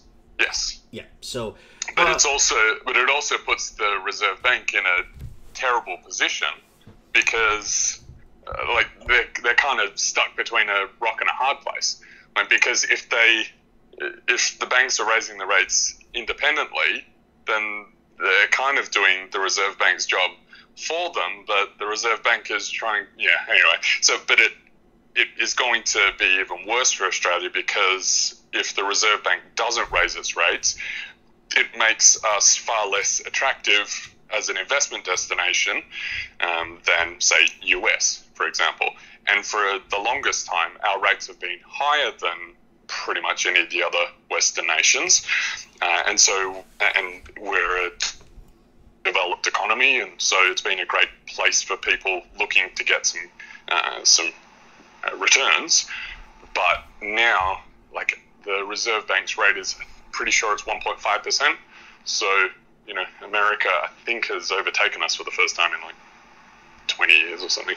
Oh yeah, America's creating that buffer that they require to. America wants that buffer just in case they do fall into that last disaster they had in 2007. You know how people never learn their lesson, and lenders seemingly forget how to lend money, and forget that they're not helping the customer. And, you know, I got a question here from Rainier Mola. Says, hey, Mike Martins, Maxime Bernier's campaign made an announcement that he will scrap the capital gains tax. You think the other parties would do the same? Now, before you jump in, Mike, can you explain to the other people living in other English-speaking worlds what capital gains means when it comes to a mortgage there? A lot of people don't understand this because it's not. We don't do this in Canada. There's a lot of countries that do not do this. So somebody asked me this, so it's best you tell us what it is. Sure. Okay, so capital gains tax, basically when you buy so you sell an investment, and the difference between what you paid for it and what you received for it, that growth, that is capital gains. And in Australia at the moment, you get a 50% discount on, so you only have to count half of that as your income for that year for the purpose of income tax. Right. You only have to count half of that if you've held that property for more than 12 months. And then there's all these other rules where if you've lived in it, like if it's been your home, then you don't pay capital gains tax on it at all. So, you know, my parents, as we've spoken in another one, they bought their house for $120,000. If they were to sell it now for the million plus that is the going rate for their area, because it's their family home, they wouldn't pay any, like it wouldn't count towards their income, so they wouldn't pay any tax on that growth. Okay. But if it was an investment property that they bought for $100,000 and sold for $800,000, then their income for that year would be $700,000, halve that to $350,000. So they've essentially made an income for that year $350,000. So they pay another half of that. They pay what's that, 125 or whatever it is, 175. They pay 175,000 in tax. Okay. Yeah, so it's just basically offsetting the difference of the growth. Very simple. Yeah, exactly. Okay. Exactly. And it's an encouragement to hold property, for example. It's an encouragement to hold property for a long term, at least a year. Okay. So it provides some stability and all that. But the Labor Party is talking about either scrapping that or halving it again, so you would only count so you'd count more of the income towards your income. So you'd pay more tax. Okay. I have Anon in the comments. He's saying that negative gearing needs to be axed. Can you explain to some of the younger people what negative gearing means? Sure. So negative gearing, for an investment property, the difference between what you pay for your mortgage on that property and what you bring in terms of rent, if you're making a loss on the property through that and depreciation and all that. But if you're making a loss, you can write off that loss from the investment property against your income in your day job. So it's very popular for doctors and lawyers, engineers, like the high income earners, the bankers, obviously. It's very popular for them because it basically encourages people to make a loss on their property speculation, because it's not investment, it's speculation. And so they don't have to make good investments. They can way overspend because they know that essentially they're getting free money, because if you got a 50% tax bracket, then I mean, yeah. I know how. I know. Paying that 50% is crazy. It's like a doctor. Okay, I'll explain it on the way I see it. Negative gearing is basically the way when I first read the first article about it a few months back, and 2 months ago I read an article about it and how that was affecting a lot of the people to take losses, just like you said. It's basically like your doctor or your lawyer or an engineer or something, but you are expending your loss in your negative position on a monthly basis against any income any taxes that you would have paid against the government. So it's not really a refund. You just don't pay as much tax back. Yeah. Yeah. So that, but it kind of is a refund because you'd be paying that tax anyway. Yeah. Yeah. And it's a way for people who are on, $250,000, $500,000 a year to not pay any tax. Yeah. And by making bad investments. Yeah. Like, it's rewarding people for bad investments. Can I ask, do they have negative gearing in Australia for stocks? No, it's a property only thing. Property only thing. I wasn't sure about that, so that's why I wanted to ask you about that. So turbulence. Okay, so let me just bring up this article I have here on my screen.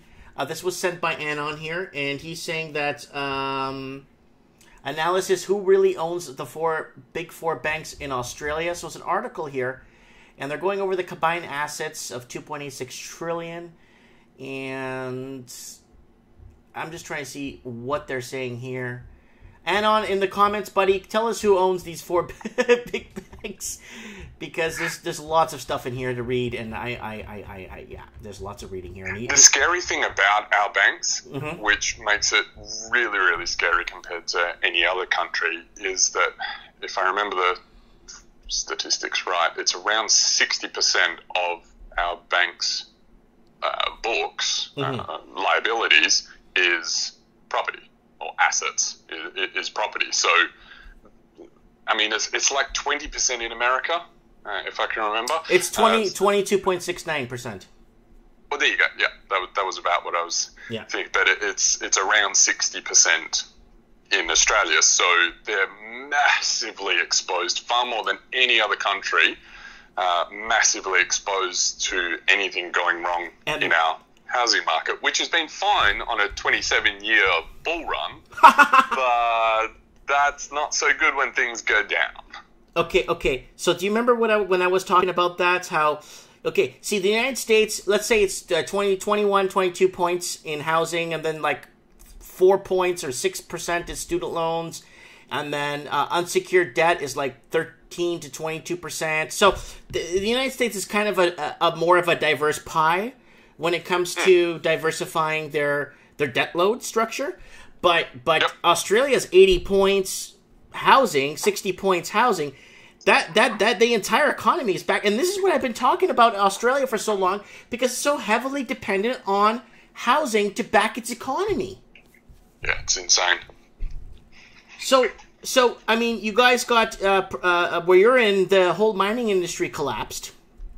And it's starting to revive, you said. Last time we spoke, it's slightly reviving, you said? A little bit. I mean, you're talking about a mega market collapsing in iron ore. I know. And lithium kind of I mean, lithium's tiny compared to iron. Yeah. So you're talking about batteries versus cities. Yeah. So what do you project happening in it's springtime. Spring sales are on the horizon in Australia right now. Yep. I got an article open right here. Hold on. Where did it go? Lots of police shootings here in Toronto. Let me close all this stuff here. Let me see if I could find it here. Really good article I brought up. Did you hear about the last guy on the show that's got blacked out of Facebook? Yeah, I did. Yeah. That's kind of weird, man. That's kind of weird. Okay, buyers get cold feet at auction of iconic Beverly Hills building in South Yarra. Is that in Australia? Yep. Yeah, that's in Australia. Yeah. That's in Melbourne area. So what is happening? Despite the determined efforts, Mr. Wallace, the small crowd maintained mute, forcing him to pass on the property on a vendor that bid $780 large. So, are people getting cold feet? What is happening? Can you tell us? Yeah. Yeah, so essentially the investors have all been spooked. So Digital Finance Analytics, Martin North has done a massive body of work on this. Is fantastic if you want to understand the Australian market. But basically, first home owners are still buying at about the same levels as they have for a while. But because the investors have all gone, no, can't make this work. It's too expensive and we're not getting finance. They've kind of fallen out of the market, and so it's so everyone's kind of getting cold feet. Property keeps going lower and lower, and so it kind of turns into a vicious cycle. Goes down, and people see it going down further and go, we'll just wait for a bit. And then they keep waiting, and property prices keep going down. Problem is, though, that I'm seeing on the ground is that there's no real price discovery. And to give you an example of that, just like a couple of streets over, maybe 2 streets over, there's 2 houses for sale. They are 3 doors apart.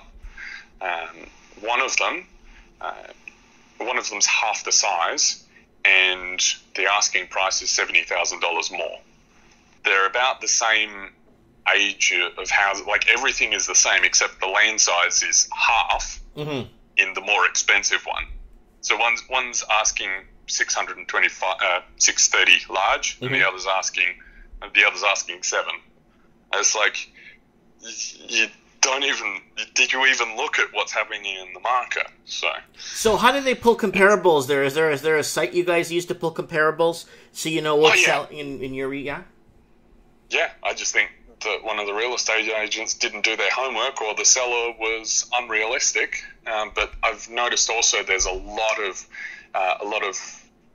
instead of it being this is the price or this is the asking price, there's been a lot more expressions of interest and anything over such and such a price. Whereas for the longest time it was like, well, this is what we want. Come and talk to us. But now they're like, I don't know what it's worth. What do you want to pay?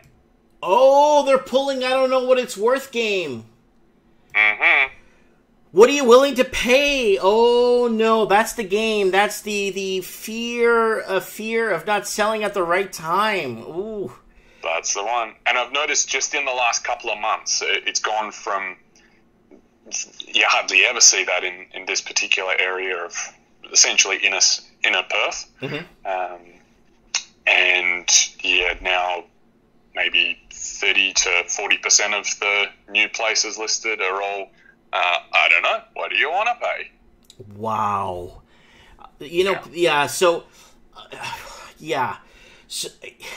This is happening. It's happening, people. It's happening around us. London has been in a huge dip. Toronto apparently is getting a price resurgence in Toronto from what people are telling me in the comment section. Vancouver's still dropping. Parts of California is dropping like a rock. And then there's other parts that are feeling the pinch, like in Nevada and New Mexico, Arizona area, where they're getting an influx of people from California. And that's what's happening, like intermigration. So because you're in Perth, you're so far away from all the other major cities that you don't see a lot of movement coming from the East Coast, eh? That's correct, yeah. People tend to stay in that narrow band, which is fine. Yeah. We like it that way. we like the isolation. I wanted to ask, so springtime, what's going to happen? Spring sales, are they going to bounce? Are they going to bounce back? Spring just kicked off this week in Australia? No way. Here in Australia, spring tends to be bad for property prices. Okay. Because people's buyers' sentiment kind of stays about the same, takes a while to catch up, but a whole lot of inventory comes onto the market. So I'm expecting that the third quarter, as in this coming quarter, I'm expecting that to be quite bad for property prices across all the majors. Wow.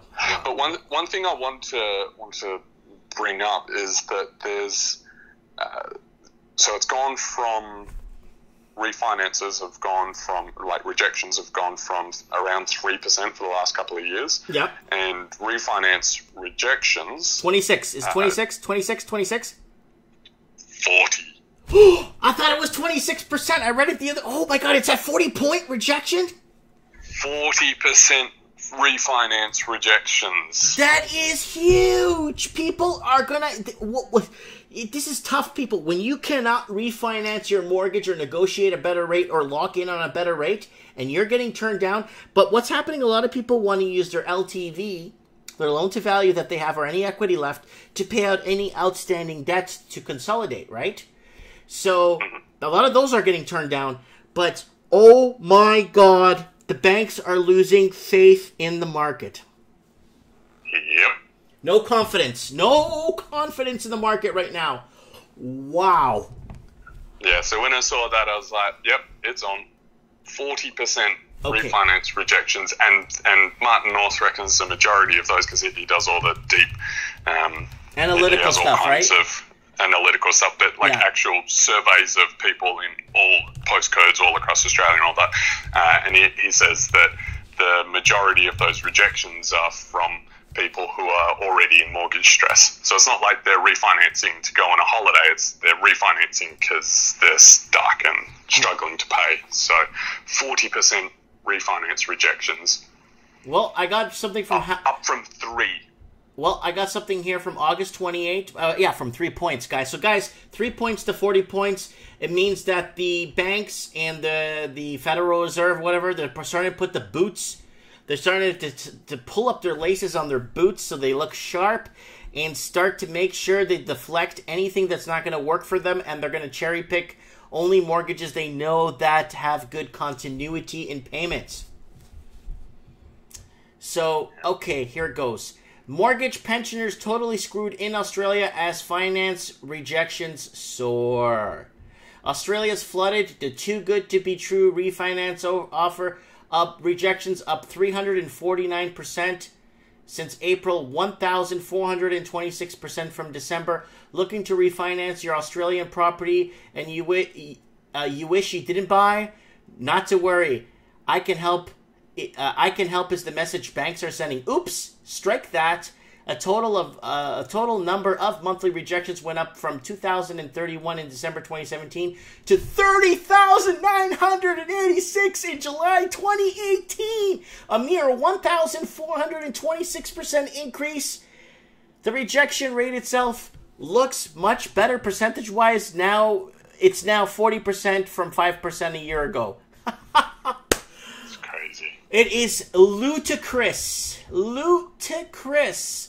Okay, so what do you see Q3 and 4 happening in Australia? And let's. I want to ask you, just hypothetically, what you think for the Trump bump turbulations from housing to the derivatives market in Australia and to the dropping Australian dollar. What do you predict in Q3 and 4 of this year, my friend? Pain. Much pain.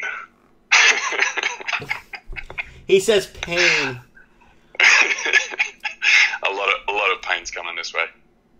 It's basically a perfect storm is built, and now I think the tidal wave is going to crash over us over the next half of the year.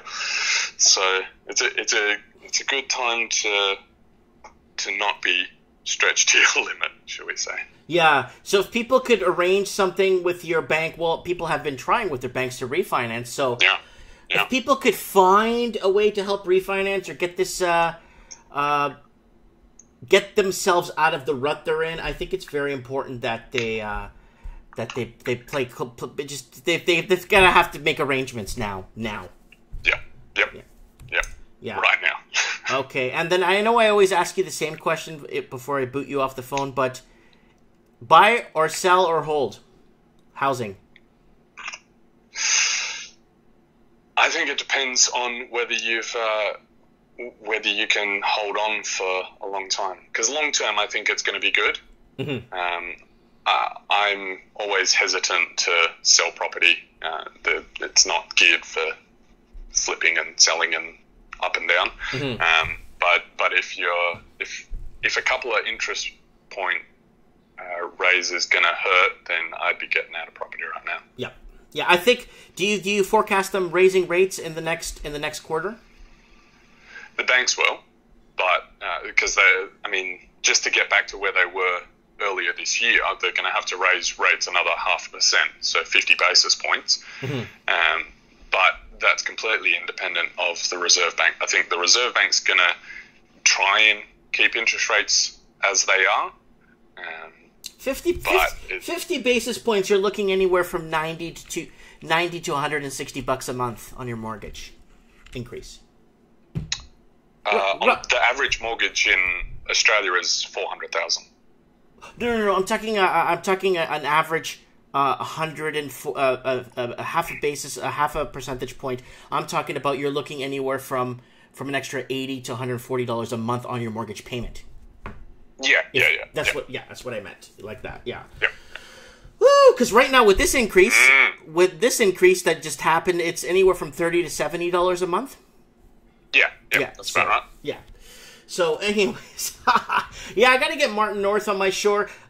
But the thing is, I'm kind of like a small fry, kind of like, like I'm not super intelligent. I'm just watching the trends, how they work, and kind of talking. You know what I'm saying? Yeah. And creating discussion pieces and stuff. I'm not that analytical. I could be if I just want to talk. You know what I'm saying? Yeah. So, of course. Okay. Awesome. Thank you so much, Mr. Hayden, for being on the show. Have yourself a good morning, and thanks for tuning in from Perth, Australia. Excellent. Have a good one, Mike. Good night. Bye. So that's Mike Hayden from Perth, and we're discussing a bit of the turbulence that's happening with the Trump bump in Australia, and a lot of the markets are looking to stand to take losses, and people are in the comments section. DDean256. Lots of love, thank you. So they're saying that the banks will raise independently. That's correct. Mike mentioned that in the in his discussion that banks will do the reserve's dirty work, I guess. So I guess the reserve doesn't look that bad. You know what I'm saying? I want to get Bradley Watson, and he's got his own YouTube channel. He's been doing housing and all that stuff. I want to get him on the show too, but just to find out what's going on. I'm surprised Brett is not here. I'm going to see if he's awake, find out what his situation is. I'm just going to see if he's awake here. I want to see if he's awake to be on the show to tell us what is going. I say we head over, guys, real quick here to Conroe, Texas. I got to see what the hell's up with Walking Journey. He's been on a bit of a rant lately, down in Conroe, Texas. So you could tell us what's going on there. He was telling me that prices are going up, and prices of land is going up. So he bought his house. I got a question in the comment section. Someone's asking me if the housing market is fixed or rigged. Guys, it's both. It's rigged and it's fixed. It's everything, guys. Okay, where are you, Walking Journey? You just called me the other day. I talked to you. Where's your phone number? I need to get him on the show. I need to know what is going on in his points of views on Texas is seeing a huge migration of people from California moving in. And let me see if I could get him here. Walking. I have him as Anthony, right? I don't have him here. I don't know why I don't have the Walking Journey's number here. I don't know why. I talk to him all the time, but I got to get him on the phone. Here he is. Okay. I think he's off work right now. I think it's like midnight there in Conroe, Texas. But let's see if we can get him on the phone and find out what is happening.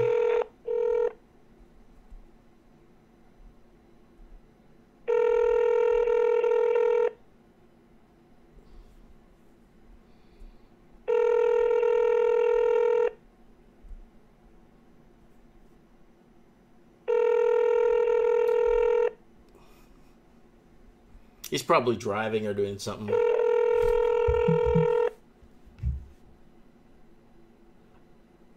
Yeah, no answer. He's probably super busy. Let me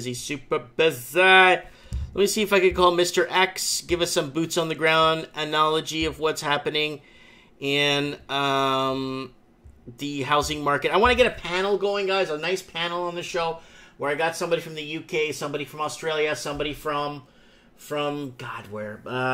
Parts of Canada, maybe 2 big cities. Canada's big, so one on the east and one on the west.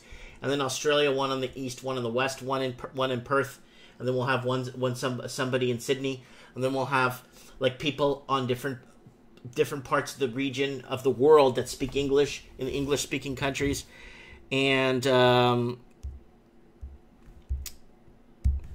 gotta call Mr. X.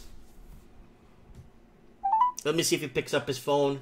I want to find out what's happening here with this purchasing property from non-residents can leave you with a hefty tax bill. Let's see if he picks up. I hope he's not in jail. But this is not good, people. Buyer beware how purchasing a property from a non-resident of Canada could leave you with a hefty tax bill. Guys, I'm kind of scared of this because someone said in the comment section that a real estate agent will do their homework and find out for you if it is if there's any taxes owing on the property. When I purchased this house, there was no taxes owing to the. So Rainier Mola saying, Mike Martin, some new articles, Montreal real estate, wealthy Chinese are increasing, investing in properties overseas. So I think I have you on my Skype. You could tell us what the heck is going on in Montreal. Montreal is the newest ripe market to hit right now. Bidding wars are out of control in good old Montreal. Let me see what I got going on here. Let me see here if I have him on my Skype here in Montreal. Get him on. I wanted to get Brett on the show, but he's busy. Let me see if I could find him here. Guys, if you want to be on the show, add me on Skype. It is Mike Martin's 1980 on Skype. If you guys want to add me, I would be very appreciative. Ooh, Alex. Alex looks like he's awake, but I don't want to wake him up. I don't want. It's like 12:30 there. I wanted to get his take on what's happening with the so-called increasing prices in Toronto and prices going up. I'd like to know what he thinks right now with people heavily mortgaged. Let me see what I got here. Oh, who's this? Somebody just messaged me.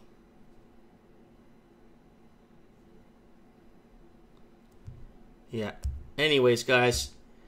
Yeah, I just wanted to throw that out there earlier in the show. I was kind of choked. I was choked when Buddy's Facebook was completely blacked out. I was choked when I saw that. I use my Facebook as a tool myself. I use it for my business. I use it for my store. And, I am very happy with that. And it's a very powerful tool to use.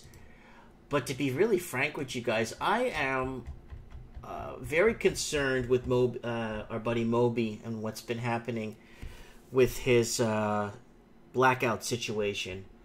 And I don't know. Let's see what's happening with our other politician there in Toronto that's got a complete media blackout.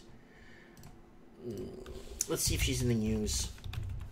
She's got a complete media blackout completely. And let's see if there's anything recent here.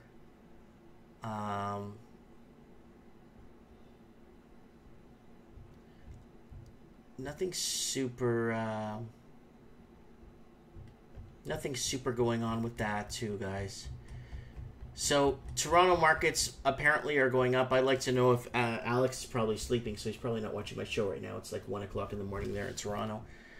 But yeah, guys, if you want to be on the show, I know I've said this many times, add me, Mike Martins 1980 at gmail.com. Mike Martins 1980. Just add me to Skype. I'd like to hear from you.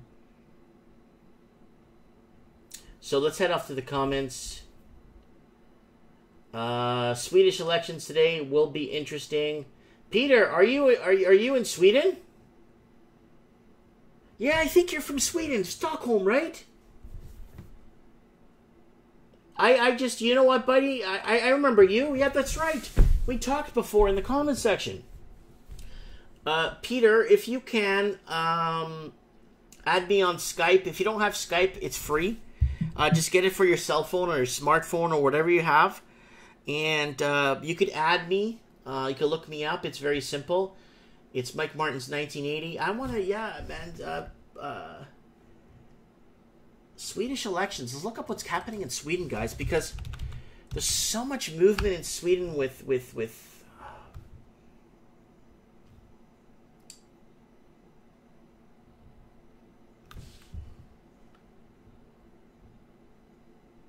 oh, he's in Australia. Sorry.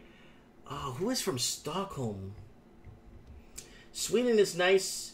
Well, used to be before the mass immigration. Yeah, there was huge problems in Sweden with that. Germany and let's see who's running for. Who are we gonna go for in Sweden here, guys? Let's check out all you need to know about the vote. Here we go. 2018 Swedish elections posted 9 hours ago. Who is running and who are we voting for? Ooh, this looks pretty intense here.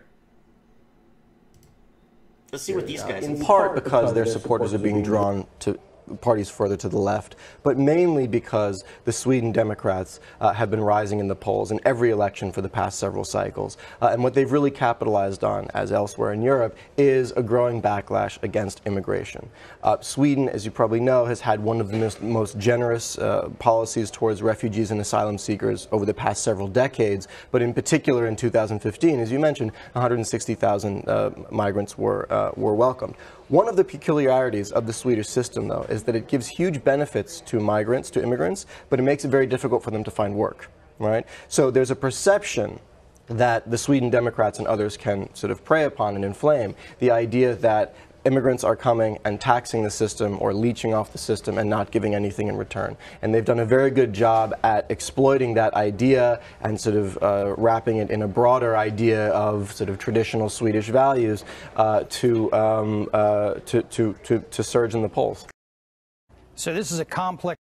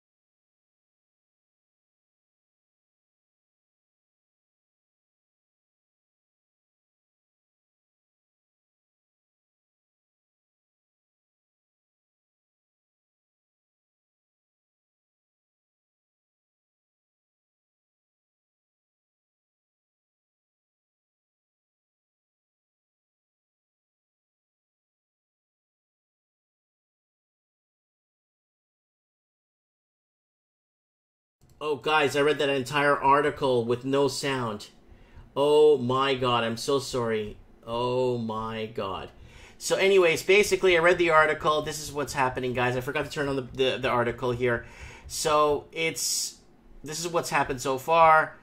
It looks like the right is gaining ground, and it hasn't gained ground in the last 100, since the last, 1917. I got it, guys. I got the audio back. I'm sorry, guys. I turned off the sound so you guys, it wouldn't echo with the microphone. I read the article in silence, okay? But it looks like that Sweden is heading towards history at the polls. History is making, Sweden will be making history at the polls, and the far right looks like it's in majority of power. So it looks like Swedish politician says Brexit deadlock makes Wexit more likely. So Wexit is also happening right now in Sweden, guys. They want to leave the European Union. What about the EU? You want a referendum. Is that because you don't have any faith in the EU? No, we don't have faith. We don't think that they should tell us what to do in Sweden, the laws and so on. Do you think Sweden would be better off outside of the EU? Yes. So your party wants Sweden to leave the EU? Yes. You call it Brexit, we call it Swexit. Yes. And having seen the political complications that Brexit is involving, does that not put you off? But why is there problems? It's the EU that makes the problems for you. I think England will do much better without EU. We got a Swexit support here. Local Swedish politicians has ripped into European Union, claiming the Brussels produced deadlock over Brexit makes a referendum on Sweden's departure increasingly likely. So it looks like Sweden wants to break off the EU. There was a reason why the Roman Empire did fall apart, guys. Study some ancient Roman history or fall of the Roman civilization, and it gives you a good in-depth look, on what is happening with Europe today. The fall of the Roman Empire. And they were broken down into states. One of the first states to break away was Portugalicis. That was Portugal.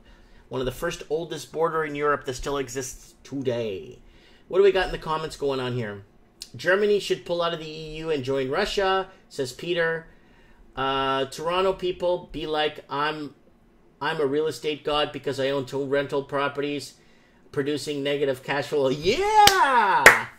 And Untamed Kid is saying, hey Mike, when are you doing giveaways? Yeah, guys, I'm gonna start doing giveaways in the show once in a while. I got the whole shipping technique down pat. And I can ship to North America. It's really tough to ship to Australia. The prices and the pricing of shipping is so much. So I could do this. I could do some giveaways for you guys every show. Mike in the Night. Anyone a member in Bigger Pockets? Someone's asking. Negative cash flow will take you out. Oh, of course, negative cash flow. So they don't have negative gearing in Canada, right? So they have it in Australia. They have negative gearing, but they don't have it in.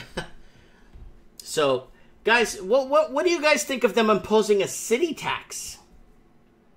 So you got your federal tax, your provincial tax, and what about your city, your city boundaries? What if they placed a new tax 2-3% in your city on every dollar you spend, on every liter of gas you buy? You know, so this has been on the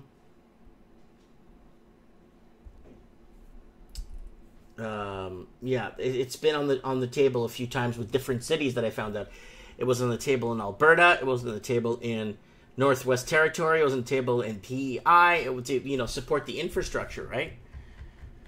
So does Sweden have a chance, guys? Does Sweden have a chance to separate from the EU? It's a lot of political jargon, lots of red tape. Anyways, guys, I'm gonna head out, guys. It is 9:50 p.m.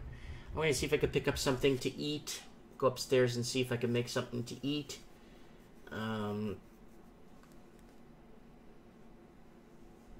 Someone saying literally making 40 cents on the dollar. We don't need any more taxes. Yeah, and the devalued currencies, the valueness of the currency, the high cost of living. Guys, maybe next week's show.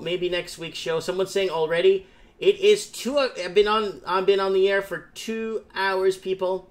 Mic of the night. I can only talk for so long before I have to go to the washroom. It's only so long. Before I gotta, drain the vein or whatever you want to call it. Use the can. So Margaret O'Brien is saying there's a fuel tax in Auckland. Margaret, do you use Skype? Can you get it on your smartphone? And I want to have you on the show. I know you were on the show a while back. I think when it was call-ins. I really want to get you on the phone so you could give us an in-depth look on what's happening with people in New Zealand sleeping in cars and stuff. I'd like to know. So Moneyman's asking, how much do you drink per day? I don't know. I just drink water when I'm thirsty. I don't drink anything but water. Look, spring water, or just water. I just drink water. I don't drink any sodas, pops, all that crap. Sugar. That sugar just raises your insulin levels. It creeps up into cancers. It starts creeping into cancerous stuff, and it's just horrible. Refined sugar is just horrible. So Moneyman, hello, Moneyman. NDP just killed renters. Add me to Skype. Moneyman. Mike Martin's 1980. If you don't have Skype, get it. I like to know, guys. I like to know what's going on.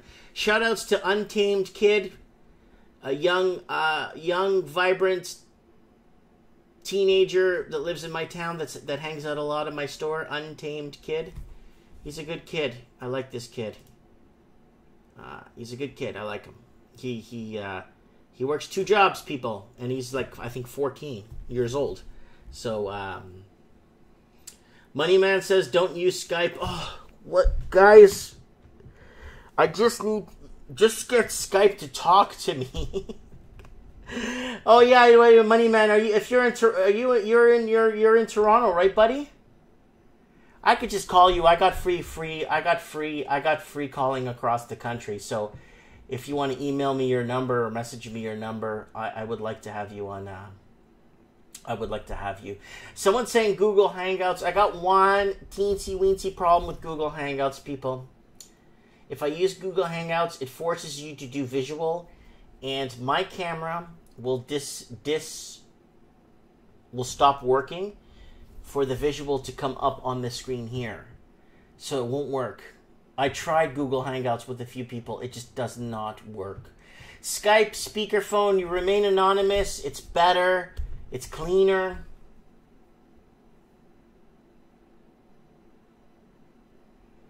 So Rainier says, any AI mic, if you need someone, I don't mind getting you if you call my phone.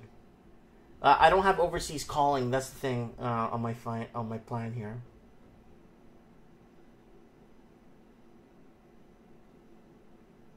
It's saying you can X out the video. Okay, I'll look at it again on Google Hangouts.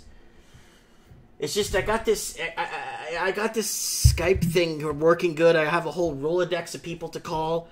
I got all these contacts I made through Skype in the last 3 weeks, and a gigantic Rolodex. Because of our time zones, because I'm on the Western Seaboard, it is a little bit tougher to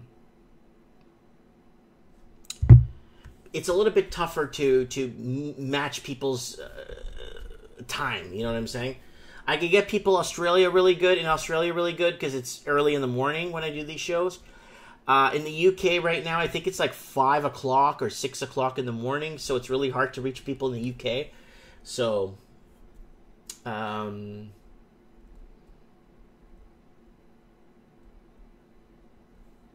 So, Untamed Kid is asking, why is it illegal to sleep in cars?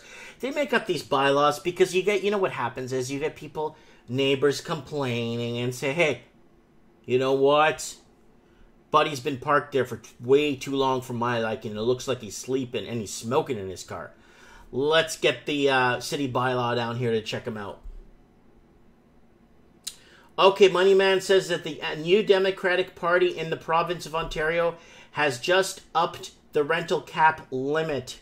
Guys, that means that people can start charging more for rents or percentages on a yearly increase. So if it's 4% a year increase on rents, they're probably going to do 8 or 16% or whatever they want to do. That is horrible.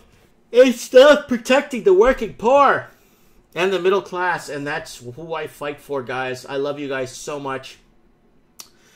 Anyways, guys, I've been on for 2 hours and 10 minutes. So Moneyman says 4.9%. Imagine your mortgage went up that much. Holy Christ. If someone's mortgage went up 4.9% on the principal owing on $1 million, that's $49,000 a year increase on $1 million bucks. So you got to watch out for these rate hikes, guys.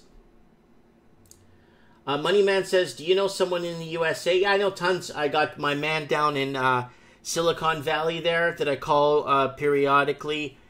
I got my other man down in Silicon Valley that does stand-up comedy. And then I got my... Who else do I got? I got someone in Seattle I'm going to get on the phone next week. And then maybe we could do a panel. So we could set up a panel. I want to get people in Australia. I want to get people in the US and Canada. I want to get everyone. And then we could give each other 5 minutes to talk and kind of do comparisons between the markets and what's happening and what's trending in these markets. Yep, Demise, music and entertainment, guys. Don't forget to check them out. Okay, so someone says Google Voice number is awesome. Switched it from Magic Jack. Okay, I'll do that. I'll look in. Moneyman says it's a good call-in line. The problem is when I do call-in lines, people, I got a tiny problem with that. I get a lot of crank calls. So I got a lot of people with time on their hands that just want to ruin the show. I not into that right now, so I'm not into the whole crank call scene. It used to be entertaining and it used to be fun when you get crank calls and stuff, and I'm just not into the whole crank call scene anymore. It used to be good when I was a teenager. Okay, here he is, Demise, music and entertainment. This guy's really good. He went on the live stream today. He's got a lot of things going on in his life. He's living in San Jose, California. There he is, and his girlfriend eating Vietnamese food. His live stream's right here. There's his upload. Silicon Valley prices, housing market prices. Does your family support your dreams? Does your family support your dreams? So he's got some pretty good stuff on here. I like watching. I like watching real people. I don't waste my time with severely edited crap. It's not in my agenda. I don't have time for it. You know what I'm saying? So Hangouts. Okay, let's look at Google Hangouts here on YouTube. What it looks like. Okay.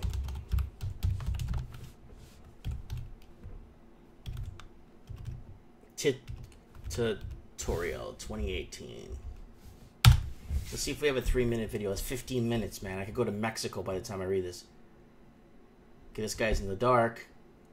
How to live stream on YouTube with Google Hangouts on air, step-by-step tutorial.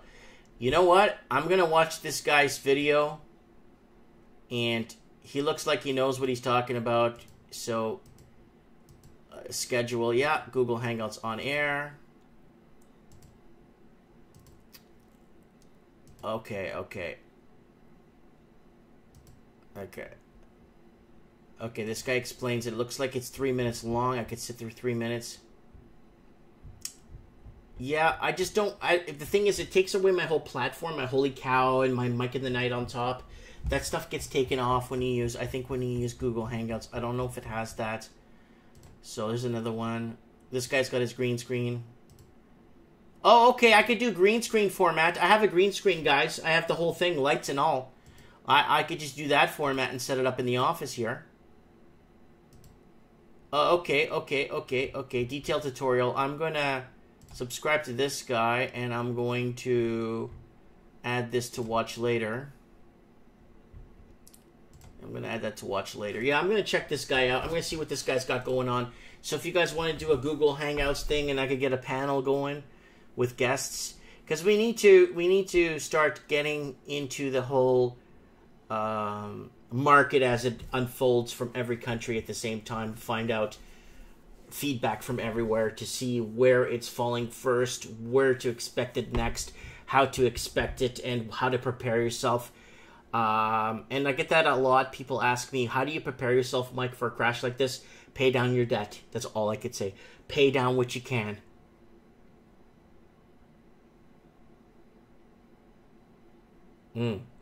Moneyman says, get your buddy from the USA to receive a number code, and you can set up a legit US number. Oh, that's nice. And it also ties into event scheduling, etc.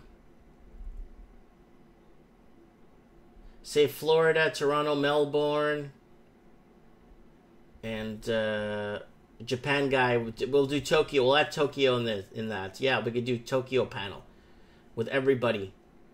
Then right from your PC to your call PC to phone line to PC, cell phone.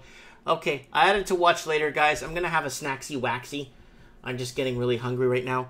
So I'm going to let you guys do your thing tonight. Mike in the Night, Saturday night. I've been on the air for 2 hours and 15 minutes, guys. Don't forget to join me this Wednesday for Trends in the Housing Market. It's very important. We're going to get some people on the show from the East Coast first, and then we're going to do some follow-ups in Australia, and I'm going to get Kevin in from London to see if he could be on the show. And I'm going to try to get Buddy. I'm going to get Demise Music. I'm going to get Demise Music and Entertainment, Buddy. I'm going to ask you to do some homework on your housing area. I'm going to give you a call. Demise, can you do me a favor, Buddy, and do a couple of Tent City videos before Wednesday for me? Before Wednesday's show, and then I'm gonna open your channel on my live stream, and I'm gonna show some of your 10 cities that you're gonna film for us for the Mike Martin's channel. Just upload them to your channel. Do a couple of shout outs so people know that this is for the Mike Martin's channel. Let us know what's happening with the 10 cities in your area there in California, in the huge tech industry area you live in. And I appreciate that very much. So let me know. Maybe take your bike and get the camera on the side and just kind of ride by the bike along the edge and kind of film the whole tent city and what's happening in your local tent city. So yeah.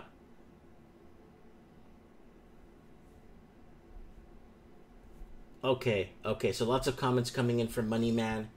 Okay, so I will do that. The Skype is working for me for Australia now. I'll just get all the platforms if I need it, and then that's it. I just have them all. I just have to... I don't want to learn anymore. Guys, I'm 40. Yeah, I'm going to learn, travel, do things with the kids and stuff.